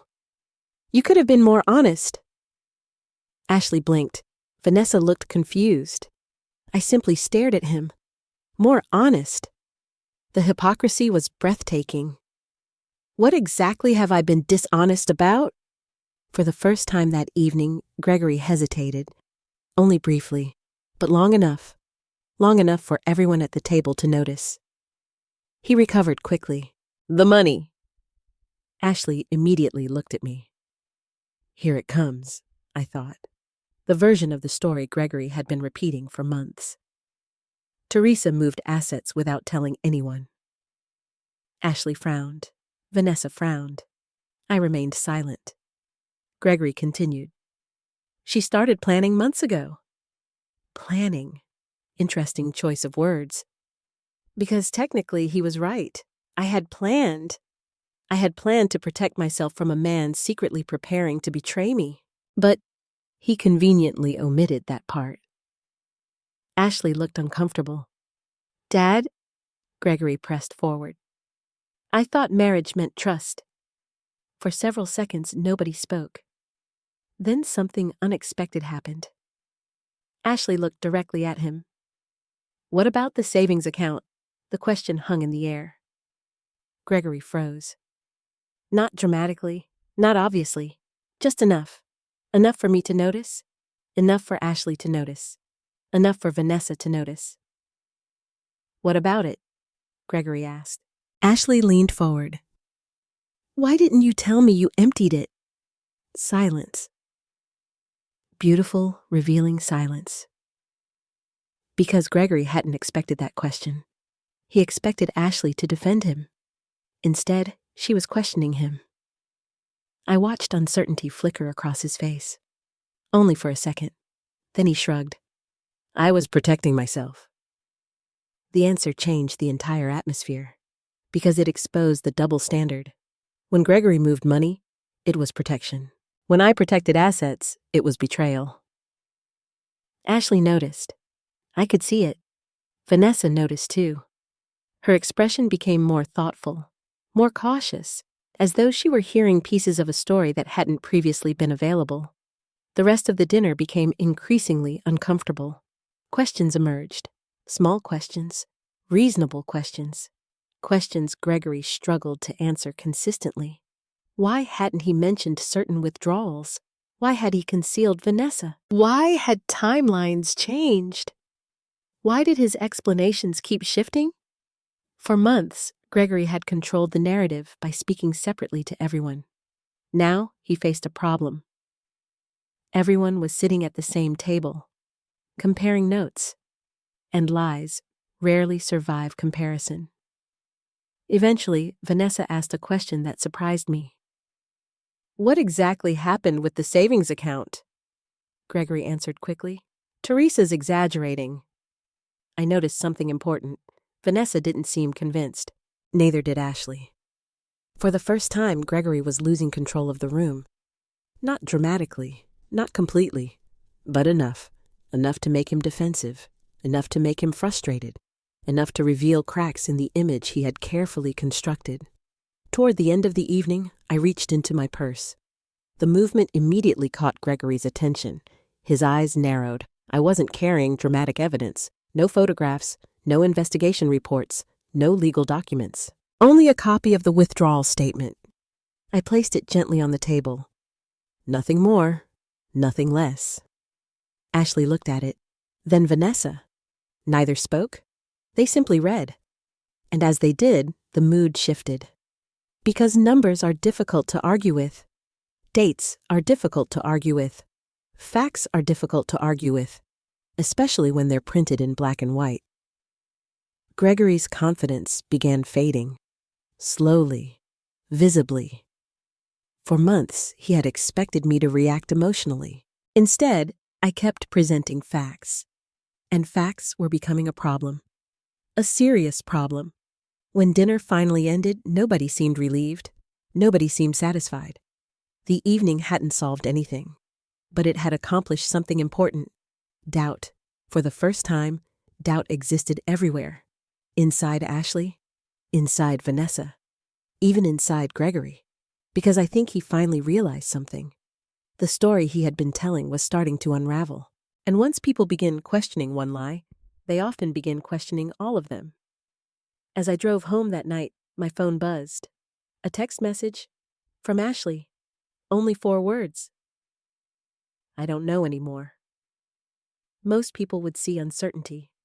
I saw progress, because certainty had protected Gregory. Questions would not. What none of us knew was that Vanessa had gone home with questions of her own. Questions about money. Questions about promises. Questions about the future Gregory kept describing. And very soon, she was going to start demanding answers. Answers Gregory didn't have. 3 days after the dinner, my phone rang at 9:30 in the morning. I almost didn't answer. The number was unfamiliar. Normally, I let unknown calls go to voicemail. Something made me pick up anyway. Hello. For a moment, nobody spoke. Then a woman took a deep breath. Theresa. I recognized the voice immediately. Vanessa. I sat up straighter in my chair. Of all the calls I expected that week, this wasn't one of them. Yes. Another pause. I think we need to talk. The irony was almost overwhelming. Months earlier, I would have viewed Vanessa as my enemy. The woman destroying my marriage. The woman stealing my husband. Now she sounded nothing like a villain. She sounded confused, nervous, almost frightened. We agreed to meet that afternoon at a small coffee shop on the other side of town. Neutral territory. When I arrived, she was already there, and the first thing I noticed was that she looked nothing like the confident woman from the photographs. The self-assured smile was gone. The polished certainty had disappeared. Instead, she looked exhausted, like someone who hadn't slept, like someone whose world had begun falling apart. For several seconds, neither of us spoke. Then Vanessa finally broke the silence. Gregory lied to me. I didn't react. Not because I was surprised, because I wanted her to continue. She laughed bitterly. You already knew that. The statement was fair, very fair. Still, I remained silent. Vanessa stared down at her coffee. Then she spoke again. He told me he was trapped in a bad marriage. Of course he did. He told me you controlled all the money. Of course he did. He told me you were hiding assets. Again, of course he did. Each sentence sounded painfully familiar, not because I had heard them directly, because Gregory had been telling versions of those stories to everyone. Ashley, Vanessa, possibly even himself. The same narrative. The same excuses, the same lies. Vanessa rubbed her forehead. At first, I believed him. I nodded slowly. I know. She looked surprised. How? Because most people want to believe the person they care about. The words seemed to hit her hard. For a moment, neither of us spoke. Then she opened her purse and placed a stack of printed pages on the table. I immediately recognized what they were. Text messages, hundreds of them. My pulse quickened. Vanessa slid the stack toward me. "I think you should have these." I looked at her. "Why?" The answer came instantly. "Because they're the truth." For the next hour, we reviewed message after message, conversation after conversation, promise after promise. The deeper I read, the worse it became. Gregory had promised Vanessa a future, a house, travel, financial security, early retirement, a new beginning. He spoke as though enormous wealth was already waiting, as though freedom was guaranteed, as though all obstacles had already been solved. The arrogance was astonishing. But then I found something even more important: messages discussing money. Specific money. Our money. One message stopped me cold. Gregory had written, "Once I get everything transferred, we'll never have to worry again." I read the sentence 3 times, then 4, then 5. Because there it was, not just infidelity, intent, planning, financial intent. Vanessa watched my reaction. I didn't understand what he meant at the time. I looked up.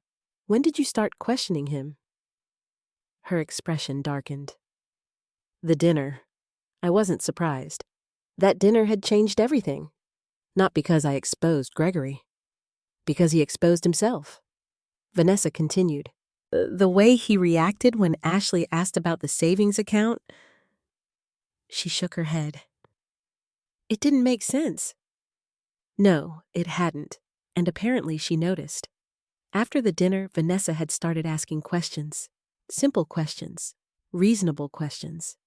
Questions Gregory should have been able to answer. Where was the money? What assets did he actually control? What exactly was happening legally?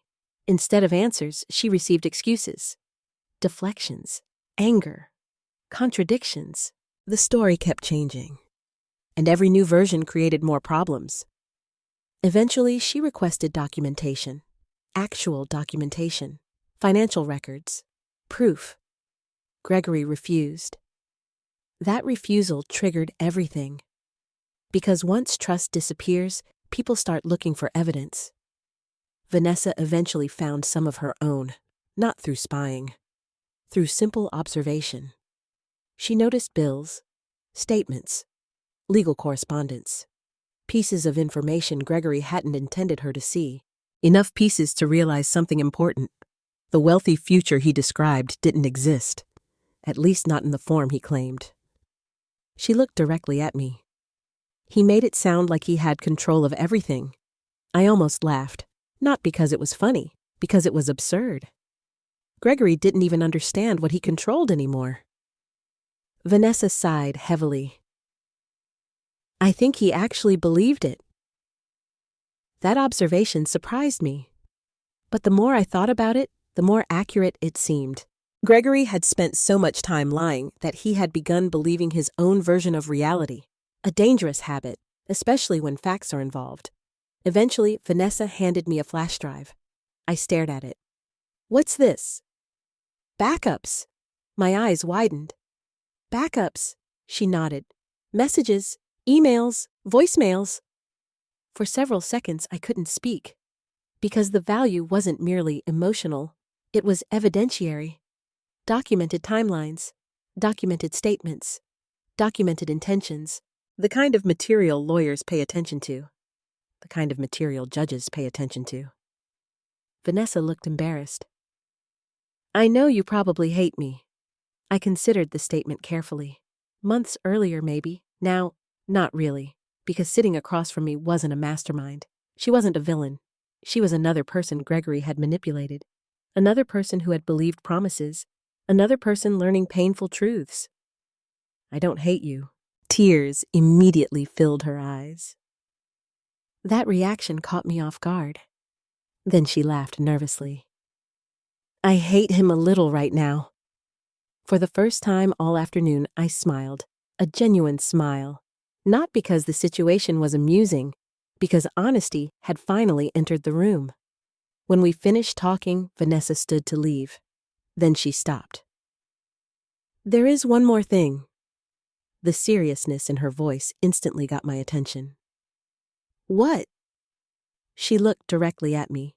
"He's getting desperate." A chill ran through me. "What do you mean? He keeps talking about winning."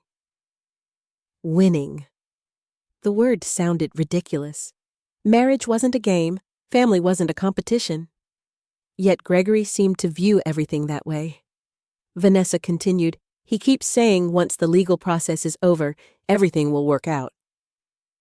I nodded slowly, because I understood what Gregory didn't.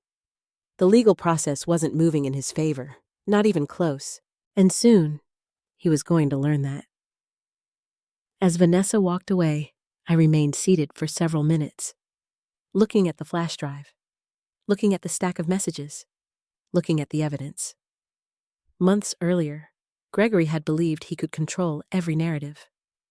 Mine, Ashley's, Vanessa's. Now the narratives were colliding, and they were exposing him. For the first time since this nightmare began, I felt the balance shifting. Not emotionally, factually. The truth was finally catching up. And truth has a way of moving quickly once it starts. That evening, I delivered the materials to Michael. He spent nearly an hour reviewing everything. When he finally looked up, his expression said more than words could. "This is significant." I nodded. I already knew. Because Gregory had made a critical mistake. He assumed the people around him would never compare stories, never compare evidence, never compare reality. Now they were, and reality was winning. What none of us knew was that the most important battle still lay ahead. The courtroom. The place where Gregory would finally have to explain his actions, without excuses, without manipulation, without control.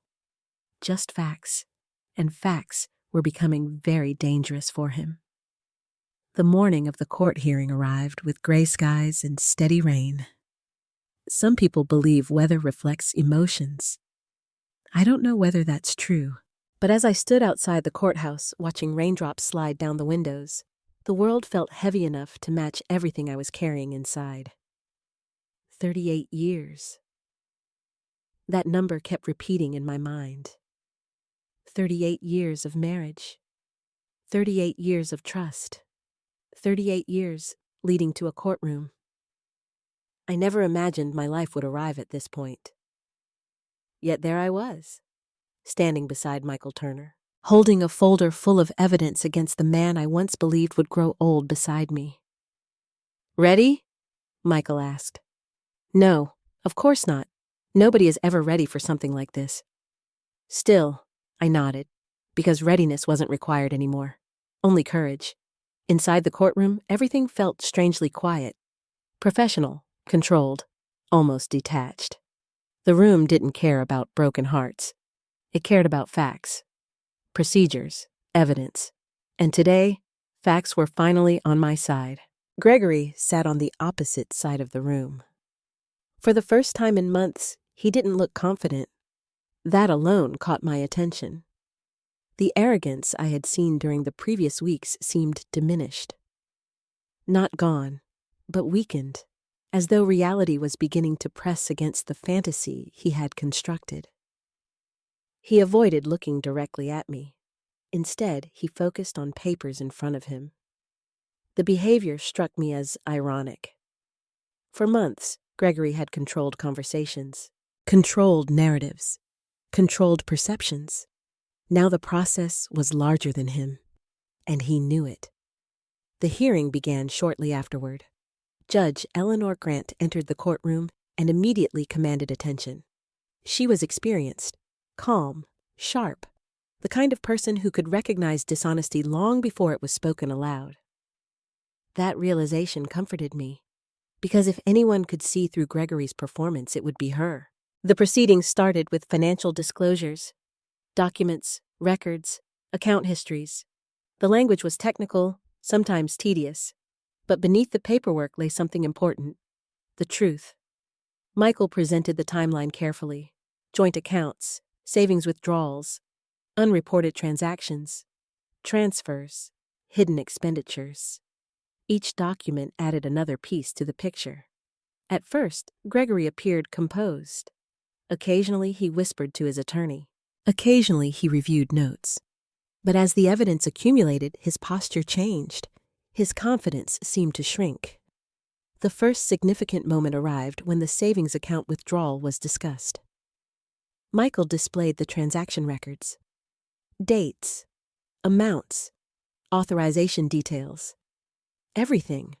The numbers spoke for themselves. The judge reviewed the documents quietly. Then she looked toward Gregory. "Did you authorize this withdrawal?" Gregory cleared his throat. "Yes." The answer surprised nobody. The next question was more important. "Did you inform your spouse beforehand?" Silence. A long silence. Finally, Gregory answered. "No." Judge Grant wrote something in her notes. The sound of her pen moving across paper seemed louder than it should have. Because everyone understood the significance, not criminal, not dramatic, but deeply revealing. The withdrawal wasn't a misunderstanding. It was intentional. And intentional decisions carry consequences. The hearing continued. Financial records followed. Transaction histories followed. Then Michael introduced evidence involving previously undisclosed financial activity. The atmosphere changed immediately. Even Gregory's attorney appeared uncomfortable. One document after another demonstrated inconsistencies, missing disclosures, incomplete reporting, questionable explanations. Nothing looked good. Then came the issue of the signature. The room seemed to hold its breath. Michael presented the document. The one bearing my supposed authorization, the one I had never signed. Judge Grant studied it carefully. Then she compared it to genuine examples. For several moments, nobody spoke. Finally, she looked toward Gregory. "Can you explain this?" I watched his face closely. For the first time all day, genuine panic appeared. Only briefly, but unmistakably. His attorney intervened quickly. Alternative explanations were suggested: miscommunications, administrative errors, possible misunderstandings. The problem was simple. None of those explanations fit the evidence particularly well, and everyone knew it. As the hearing progressed, another witness was called. Linda Brooks, the bank employee who had warned me months earlier. Linda remained professional, careful, precise. She never violated confidentiality, never exaggerated, never speculated. She simply explained what she observed. Questions, inquiries, unusual financial interest, planning behavior, patterns. The testimony was devastating precisely because it was so calm. No drama, no emotion, just facts, and facts are difficult to attack. Gregory spent most of her testimony staring at the table. Then came Vanessa. The moment nobody expected a year earlier. Certainly not Gregory. Watching her walk into that courtroom felt surreal. Months ago, she had been his secret. Now she was a witness. Life has a remarkable sense of irony. Vanessa testified honestly, not maliciously, not vindictively. Honestly. She described promises Gregory had made, financial representations, future plans, statements involving money, statements involving assets, statements involving expectations.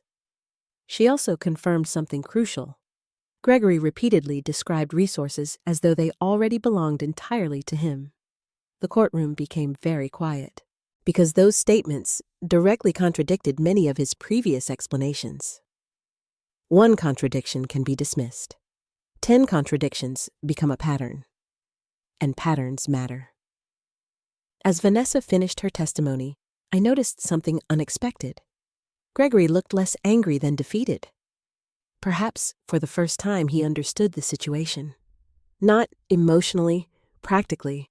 The stories were colliding, and the collisions were exposing everything. The hearing continued for several more hours. Experts reviewed records. Documents were examined. Arguments were made. By late afternoon, exhaustion had settled over everyone. Yet one thing remained clear. The evidence was overwhelming, not because of one dramatic revelation, because of consistency.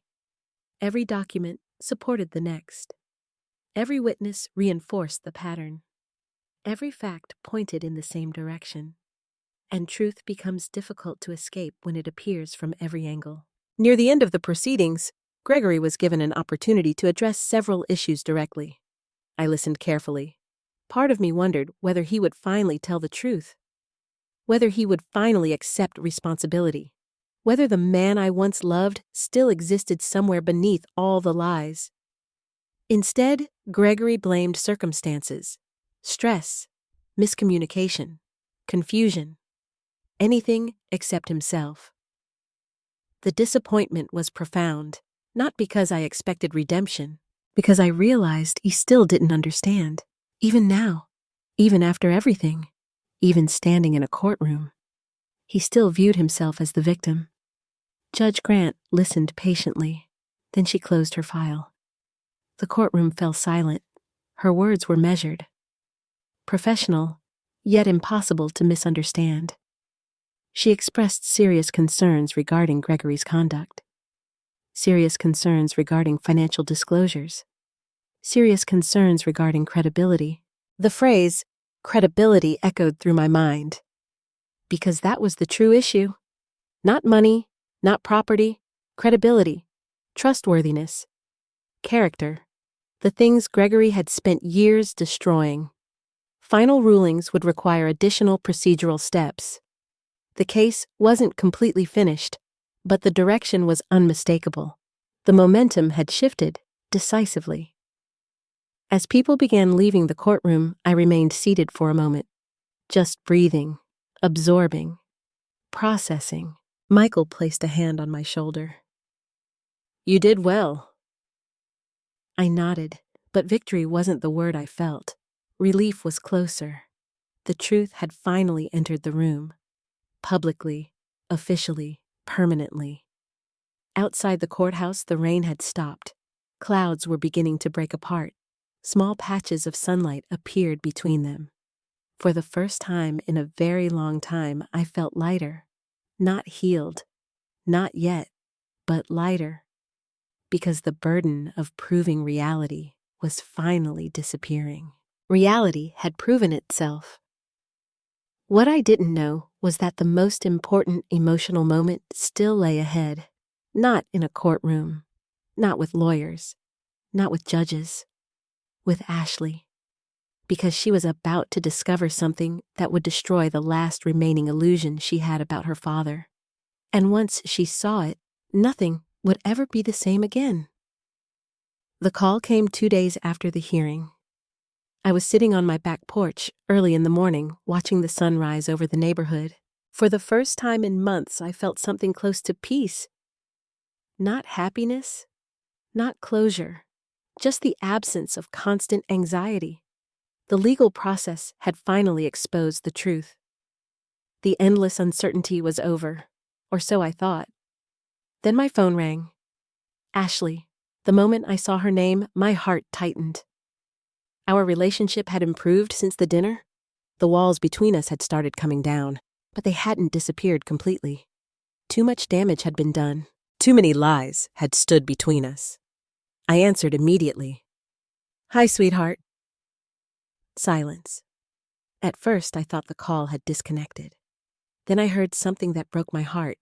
Crying. Not quiet crying. Not a few tears. Deep, painful sobbing. The kind that comes from discovering something you desperately wish weren't true. "Ashley?" She tried to speak. Failed. Tried again. "Mom." The word came out broken. I stood up immediately. What happened? More crying. Then finally, "I know." The 2 words hit me harder than anything that had happened in court, because I already understood. Somehow Ashley had learned the truth, the whole truth, or enough of it. "Where are you?" I asked. She gave me the name of a nearby park. 20 minutes later, I found her sitting alone on a bench. The moment she saw me, she stood and ran toward me. Not walked. Ran, like a frightened child. Like the little girl who used to scrape her knee and come looking for comfort. The moment she reached me, she threw her arms around me and began crying again. I held her tightly. Neither of us spoke. Sometimes words aren't necessary. Sometimes pain speaks clearly enough on its own. After several minutes, Ashley finally pulled away. Her eyes were swollen. Her face was pale. She looked exhausted. "What happened?" I asked softly. She sat back down on the bench. Then she handed me her phone. I looked at the screen and immediately understood. Messages. A conversation. Between Gregory and someone else. Not Vanessa. A friend. One of his longtime friends. Ashley had apparently discovered them accidentally. I scrolled slowly. Each message made my stomach sink. Not because I hadn't known Gregory was dishonest, because these messages revealed what he truly thought. The version of himself he showed when nobody was watching. One message stood out immediately. Gregory had written, "Once I get the money sorted out, Theresa won't know what hit her." I kept reading. Another message. "She's too trusting." Another. "I should have done this years ago." Then came the one that destroyed Ashley. The message she couldn't stop thinking about. The message she had highlighted. The message that changed everything. Gregory had written, "Ashley will come around eventually. She's emotional, but she's useful when she's on my side." I stared at the screen, then closed my eyes, because suddenly I understood why Ashley was crying so hard. It wasn't only about me. It was about her. Her father hadn't just manipulated me. He had manipulated her too. The realization shattered something inside her. Ashley covered her face with her hands. I defended him. I sat beside her quietly. "I blamed you." I remained silent. "I thought you were the problem." The guilt in her voice was heartbreaking. Because Ashley wasn't cruel. She wasn't selfish. She wasn't malicious. She had simply trusted the wrong person. A mistake millions of people make every day. Yet, she was treating it like a personal failure. I gently took her hand. "Look at me." She did. Tears immediately filled her eyes again. "I'm so sorry." The words came out as barely a whisper.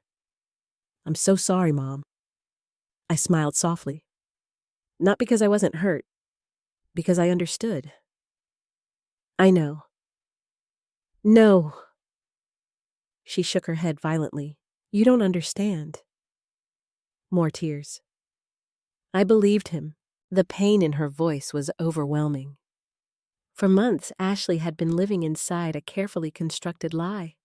Now that lie had collapsed. And she was standing in the ruins. I remembered how devastating that felt. Because I had experienced it too. Just in a different way. "Ashley," she looked at me. "You're not responsible for your father's choices." The words seemed to surprise her. "I should have trusted you." I shook my head. "You trusted someone you loved." The distinction mattered. A lot. Because shame thrives in self-blame. And I refused to let Ashley carry shame that belonged to Gregory. For a long time, we sat together in silence, watching people walk through the park, listening to distant conversations, listening to birds, listening to life continue. Eventually, Ashley spoke again. "Did you know about the messages?" She nodded. "No." The answer surprised her. "You didn't?" I shook my head. "No." Then I smiled sadly. "But I knew enough." Ashley stared at the ground. "When did you realize?" The question was impossible to answer simply. Because betrayal doesn't usually arrive in one moment. It arrives in stages. pieces, fragments, 1,000 small realizations. So I told her everything. Not every detail, but enough. The strange behavior, the financial concerns, the warning from Linda, the investigation, the affair, the planning, the lies, everything. Ashley listened quietly, occasionally wiping tears from her face, occasionally shaking her head, sometimes just staring into the distance. When I finished, she looked devastated, not because the story was new, because she finally understood how much I had endured alone. For the first time, she saw the full picture, and the picture wasn't pretty. "I left you by yourself." The statement nearly broke me, because that had been the hardest part, not Gregory. Loneliness, the feeling that my daughter had chosen someone else's version of reality over mine. I squeezed her hand. "You were trying to do the right thing." She shook her head. "No?" "Yes." She looked at me. I held her gaze. "You were trying to protect your family." Fresh tears appeared, because she finally understood something. The same instinct that had led her to defend Gregory was the same instinct that made her a good person. He had simply exploited it. The difference mattered. A lot. After another long silence, Ashley asked a question I never expected. "Can you forgive me?" The answer came instantly, without hesitation, without thought, without conditions. "Already have." She stared at me, completely stunned. "You have?" I smiled. "Sweetheart, you're my daughter." The tears returned immediately, but these were different. Not tears of guilt, not tears of devastation. Tears of relief. The kind that come when someone offers grace you don't believe you deserve. We hugged again. Longer this time. Stronger. And for the first time in many months, I felt something healing. Not complete healing, not even close. But a beginning. A real beginning. As we walked back toward the parking lot, Ashley slipped her arm through mine. The simple gesture almost made me cry. Because it felt familiar. Comfortable. Normal. Something we hadn't shared in a very long time. Before getting into her car, she turned toward me. "What happens now?" I looked toward the horizon, toward the future, toward everything still waiting. "The truth keeps doing its job." Ashley smiled through her tears. For the first time in months, the smile reached her eyes. As she drove away, I realized something important. Gregory had spent months trying to take things from me. Money, trust, security, family. He had succeeded in taking some of them temporarily, but not permanently, because the most important thing had survived. The relationship between my daughter and me. And now, that relationship was stronger than it had been in years. What neither Ashley nor I knew was that Gregory's own world was collapsing even faster.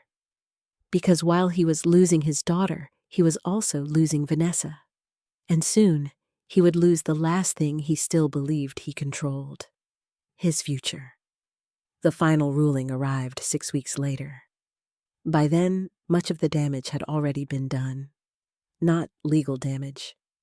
Personal damage. The kind no court can fully repair. Gregory had lost Ashley's trust, lost Vanessa's confidence, lost the image he had spent years building. The legal process was simply catching up to what reality had already decided. Still, the ruling mattered.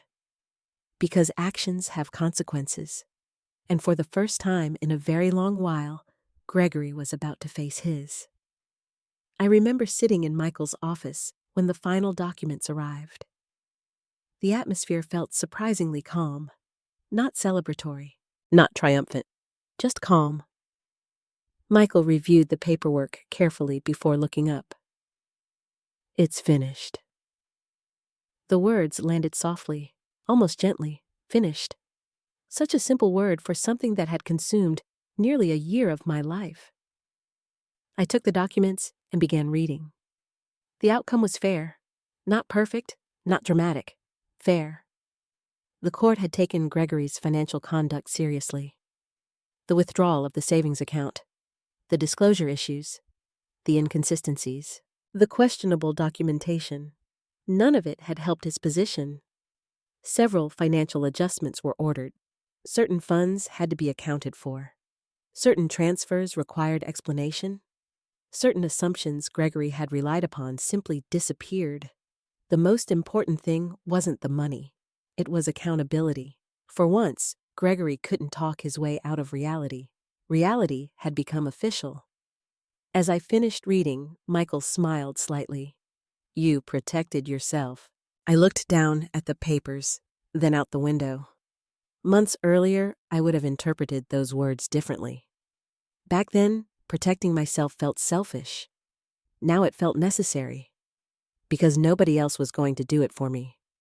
Not Gregory, not fate, not luck, only me. A few days after the ruling, Ashley invited me to lunch.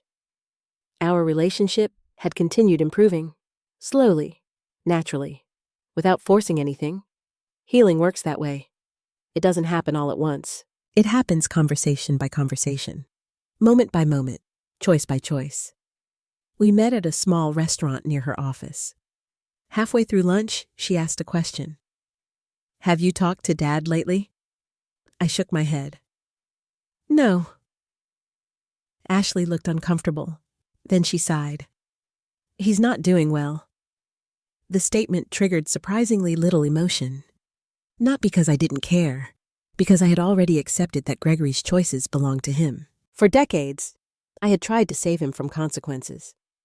Fix problems, smooth conflicts, create stability.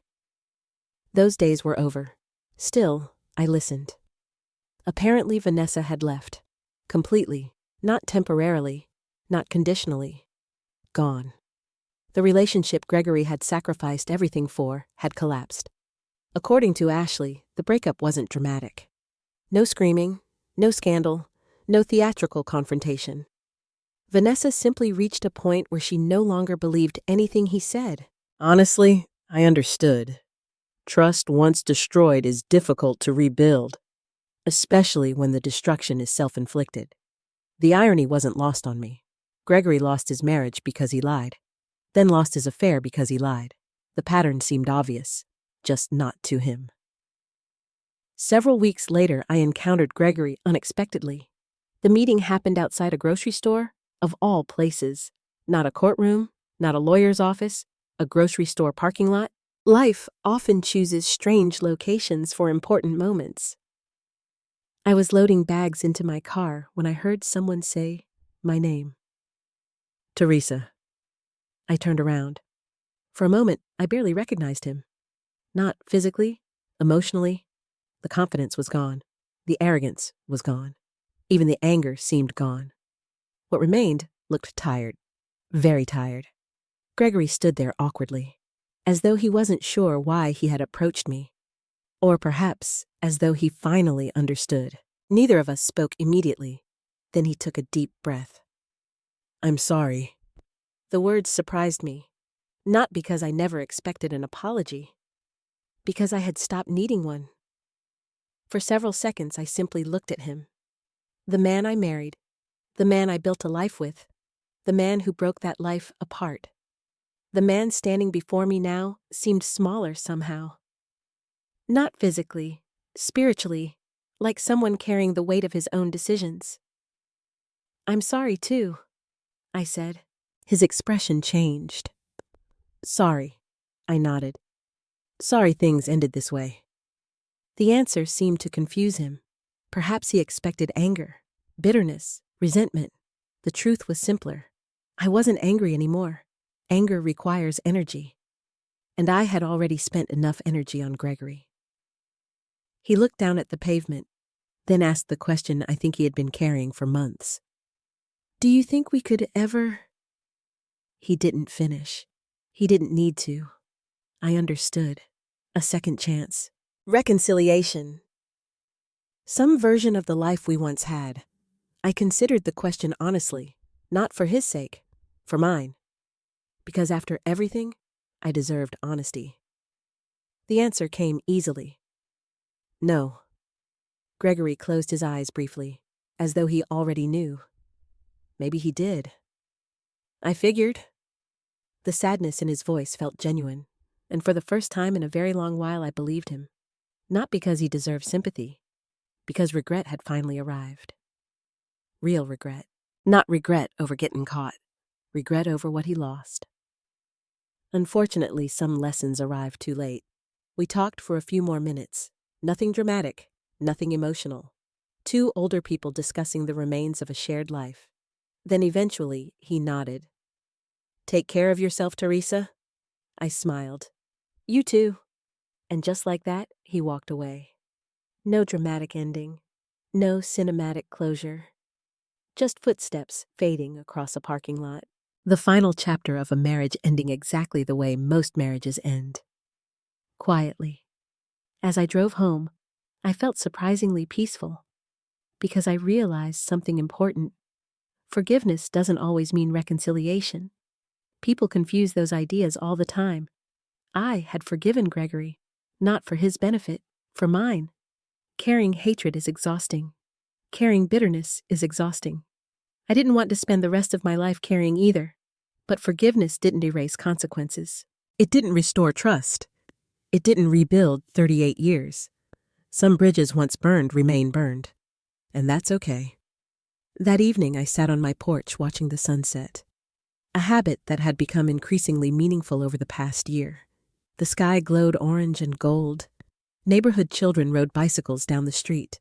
Life continued, beautifully, ordinarily, unexpectedly. My phone buzzed. A message from Ashley. Just one sentence. Dinner this weekend? I smiled immediately, then typed my response. Absolutely. As I set the phone down, I realized something Gregory never understood. The greatest loss wasn't money. It wasn't property. It wasn't legal rulings. It wasn't even marriage. The greatest loss was connection. And while Gregory had lost many of his connections, mine were growing stronger, especially the one that mattered most. The bond between a mother and her daughter. And that bond would help carry me into the next chapter of my life. A chapter that for the first time in a long while belonged entirely to me. A year after Gregory emptied our savings account, I stood on the deck of a small house overlooking a lake. The water stretched endlessly before me, calm, quiet, steady.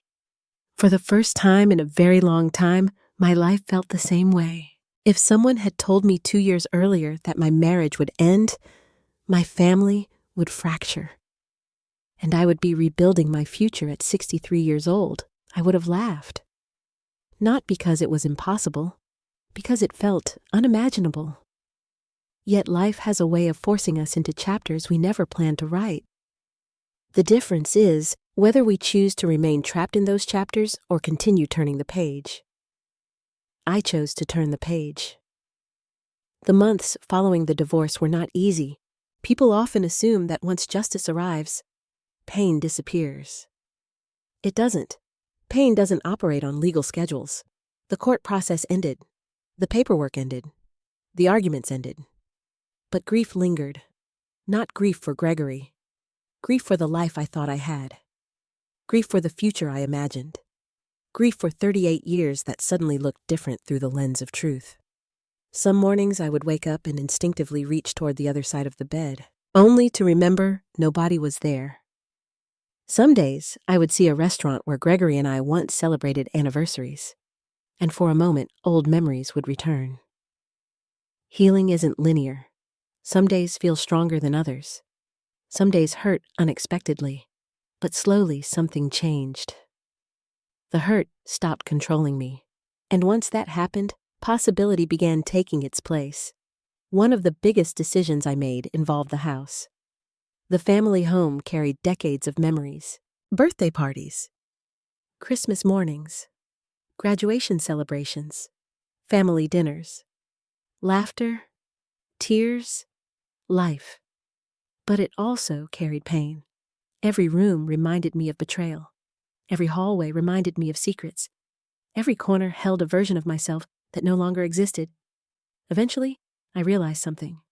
A house can be meaningful, but it should never become a prison. So I sold it, not because I hated it, because I was ready to let it go. Ashley helped me through the process. That fact meant more than she probably realized. A year earlier, we could barely have a conversation without tension. Now we spent weekends touring properties together, sharing lunches, talking openly, laughing again. The relationship between us wasn't merely repaired. In some ways, it was stronger than it had ever been, because now it was built on honesty, not assumptions, not appearances. Honesty. The lake house was Ashley's favorite. The moment we visited, she smiled. "Mom, this one feels like you." I laughed. "What does that even mean?" She looked around. The water, the trees, the peaceful atmosphere. Then she shrugged. "It feels peaceful." For years, I had spent so much energy taking care of everyone else that I had forgotten how valuable peace truly is. So I bought it. Not because it was luxurious. Not because it was impressive. Because it felt like a fresh beginning. And that was exactly what I needed. Around the same time, another opportunity appeared unexpectedly. Throughout the divorce process, I had met several women facing situations similar to mine. Some had experienced financial manipulation. Some had experienced emotional control. Some had simply spent decades believing someone else would always protect them. Their stories broke my heart. Not because they were weak, because they were strong women who had never been taught the importance of financial independence. I recognized pieces of myself in many of them. One afternoon, after a support group meeting, a woman approached me. She looked nervous. "I wish someone had taught me this 20 years ago." The statement stayed with me for weeks, then months. Eventually, it inspired an idea. Using part of my investments and a portion of the inheritance my mother left me, I established a small community program. Nothing massive, nothing corporate. Just a local initiative helping older women understand financial planning, asset protection, retirement preparation, and financial literacy.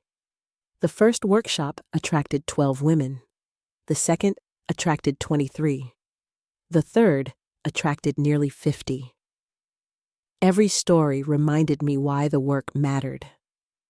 One woman told me she finally opened her own retirement account. Another reviewed documents she hadn't looked at in years. Another discovered financial issues before they became disasters. Each victory felt meaningful. Because real empowerment isn't about money. It's about knowledge, confidence, choice. My mother understood that. Now I did too. Sometimes while leading those workshops, I would think about her. The inheritance she left. The wisdom she shared. The folder she handed me years earlier. At the time, I thought she was giving me money. In reality, she was giving me protection. A future. A lesson. One that ultimately saved me. As for Gregory, I heard occasional updates through Ashley. Not many, not often. And honestly, that was for the best. He had moved into a smaller apartment, retired earlier than expected, kept mostly to himself. I never celebrated his difficulties. Contrary to what people might believe, watching someone fall apart rarely feels satisfying. Especially when that person was once someone you loved. But I also never regretted my decisions. Compassion and accountability can exist together. You can wish someone well while still refusing to let them hurt you again. That distinction changed my life. The most meaningful change, however, involved Ashley. One evening, she visited the lake house with her husband and children. We sat outside watching the sunset over the water. The grandchildren played near the dock. Laughter drifted across the yard. The entire scene felt wonderfully ordinary. At one point, Ashley sat beside me. Neither of us spoke for several minutes. Then she quietly said, "You know, I almost lost you." I looked at her. She was staring toward the lake. Not at me, just thinking, reflecting, processing. I reached over and squeezed her hand. "No." She turned toward me. I smiled. "You found your way back." Tears immediately appeared in her eyes, but this time they weren't tears of grief. They were tears of gratitude. Mine probably were too. Because family isn't defined by perfection. It's defined by what survives hardship. And somehow, despite everything, we survived. As the sun disappeared below the horizon, I thought back to the day Gregory emptied our savings account. At the time, he believed he was taking my future. He believed he was winning. What he never understood was that my future had never been sitting in a bank account. My future was my resilience, my preparation, my relationships, my ability to rebuild. Money matters. Of course it does. But money alone cannot create peace. It cannot create character. It cannot create love. And it certainly cannot create a meaningful life. Those things come from somewhere deeper. Today, when I stand on my deck and watch the lake, I don't think about what I lost. I think about what remained, and what remained turned out to be more valuable than anything Gregory ever tried to take. One of the hardest lessons I learned is that trust should never replace awareness. Loving someone does not mean ignoring warning signs. Supporting a spouse does not mean surrendering your independence, and protecting yourself is not the same thing as being selfish. For many years, I believed that good marriages survived on trust alone. What I eventually learned is that healthy relationships require both trust and accountability. When one person is honest and the other is not, trust becomes a weapon instead of a foundation. I also learned the importance of financial knowledge. No matter your age, every woman deserves to understand her finances, her assets, her rights, and her options. Knowledge creates confidence. Confidence creates freedom, and freedom creates security. Most importantly, I learned that betrayal does not have to define the rest of your life. People can disappoint you, relationships can end, plans can fall apart, but none of those things have the power to destroy you unless you surrender your belief in your own ability to begin again. Healing takes time. Forgiveness takes time. Rebuilding takes time. But every new chapter begins with the decision to move forward. If my story touched you in any way, I'd love to hear your thoughts. Have you ever had to rebuild your life after a betrayal? What lesson stayed with you the most? Please share your experience in the comments. Your story may encourage someone who needs hope today. And if you enjoy heartfelt family drama stories like this one, don't forget to subscribe, and join us for more journeys of resilience, healing, and emotional justice.